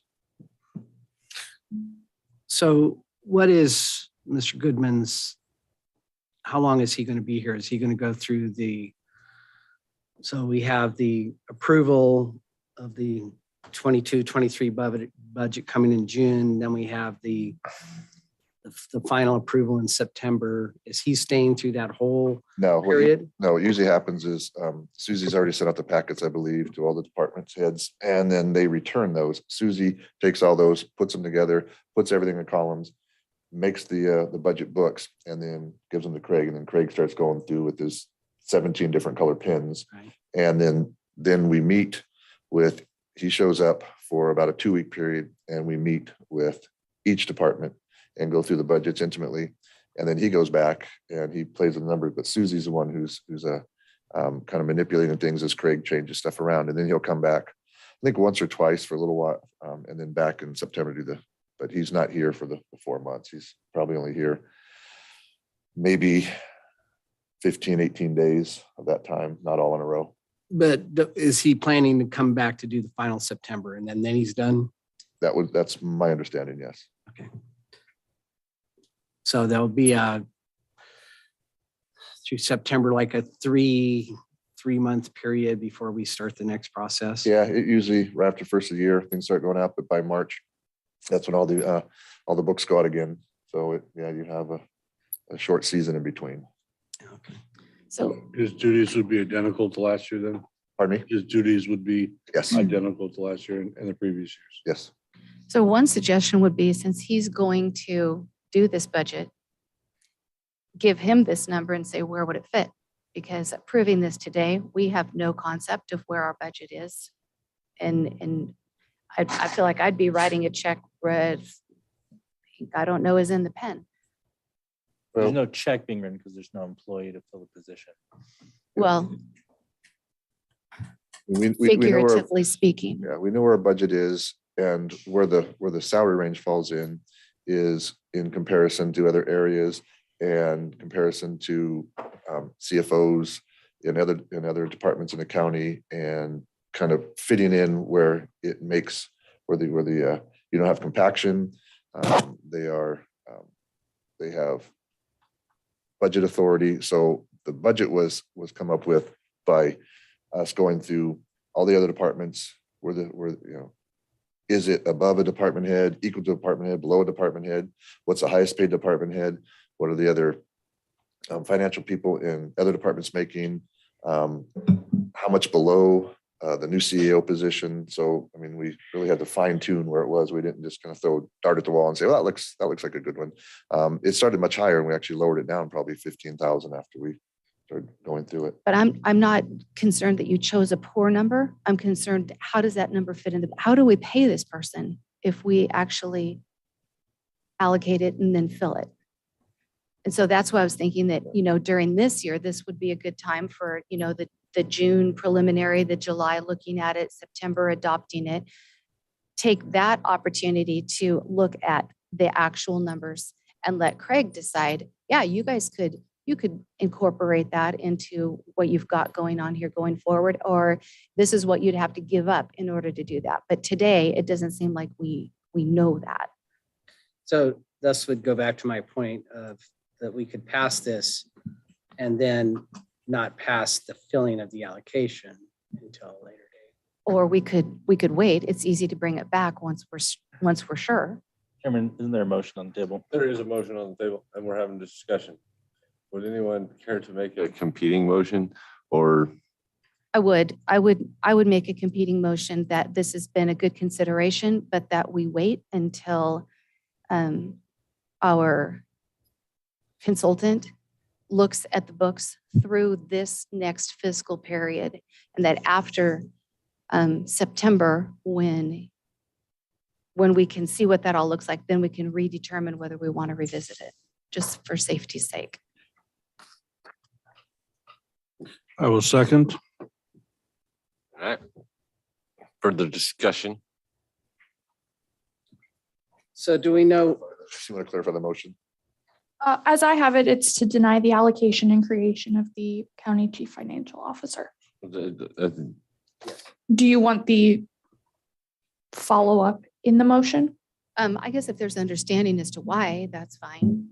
That's technically what is happening to deny it today. So,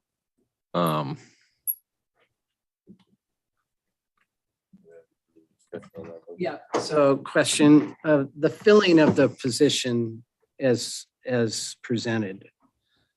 When was the plan to fill that, if we allocated it?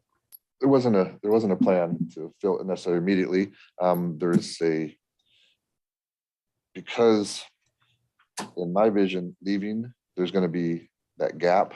So to have that position filled before I left would be nice. But again, I want to take direction from the board and present this to the board to see if the board feels that. I understand that as I'm heading out, big decisions should be made because there's going to be a new administration. There's going to be new thought process. So that I'm willing to take direction from the board. Originally, it was to assist in the transition, because if you 5 to 6 months without a CAO, it's going to be difficult to have an interim at 20 hours a week and not have somebody in that office that also has signature authority. It's going to start falling onto, well, Margaret won't do it again. So it's going to start falling onto you folks to have to maybe have an administrative ad hoc again, because it will be difficult to not have somebody in an office full-time without a signature authority of more than $3,000. That means everything's coming back to the board. Is there any other way to fix that problem than this suggested solution? That's a resolution to have higher signature. What would be the?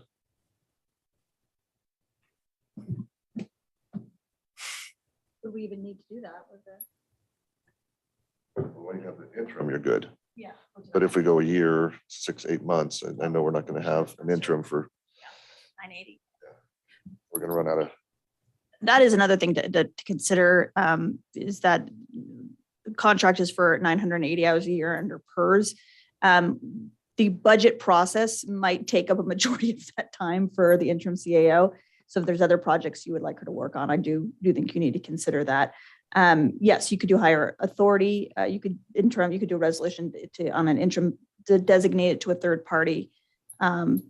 There's a bunch of different options when we get to that point, but the 980 is something to consider. But again, the concern of our interim CAO having to work on that budget is not a concern for this present year, because we have Craig on board through September.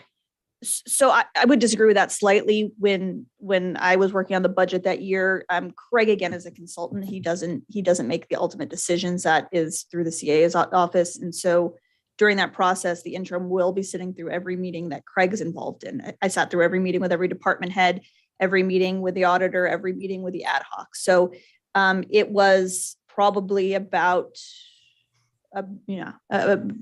30 hours a week spent on it, just on the budget, even with Craig present. I appreciate that further information, but considering that Letty is comfortable with what we have right now, and considering that this just looks like I can't even wrap my head around the numbers to be comfortable, I'm comfortable leaving my motion as it is. I'll make a third one. I was going to say, we got room for one more motion. So let's. My third one is to approve the job description and salary range, and to not to fill the allocation until September 1st upon bringing it to the board.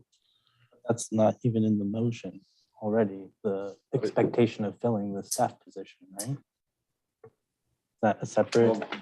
We are putting that motion forward. Can I make that motion? That's what Yes. you're doing, right? As I have it, your motion is to approve the job description, set the salary range, and add to the alphabetical listing of classifications a county chief financial officer, but not to allocate the position to county administration, correct? Well, he said In September To for bring it allocation. back, the first, Meeting after the budget hearings. yeah. yeah. Do we need to have any language in there about having Letty have signature approval? No. We do not. Letty So- will have signature. I'll give you a second. Okay, so we got another motion, another second. Are we Thank you. out of, We have to discuss or vote. are we out of comments and questions? Call the And vote. Any further discussion? Come on. All right, go ahead, I Emma. have a motion by Supervisor Groves to approve the job description, salary range, and alphabetical listing of this, but to bring the allocation back in September or the first board meeting following budget approval. Budget approval? Adoption. Thank you. Okay, that was a motion by Supervisor Groves and a second by Supervisor Brown. Supervisor Brown, how do you vote? Aye. Supervisor Groves, Aye. Supervisor Cox, No. Supervisor Gogan, Aye. Supervisor Frazier. Aye. Thank you. That passes 4-1. Okay, that kind of gets rid of the other two motions, I guess. Yeah. So we are adjourned at lunchtime and we don't even have any closed session. With us today? Not today. That's Good day.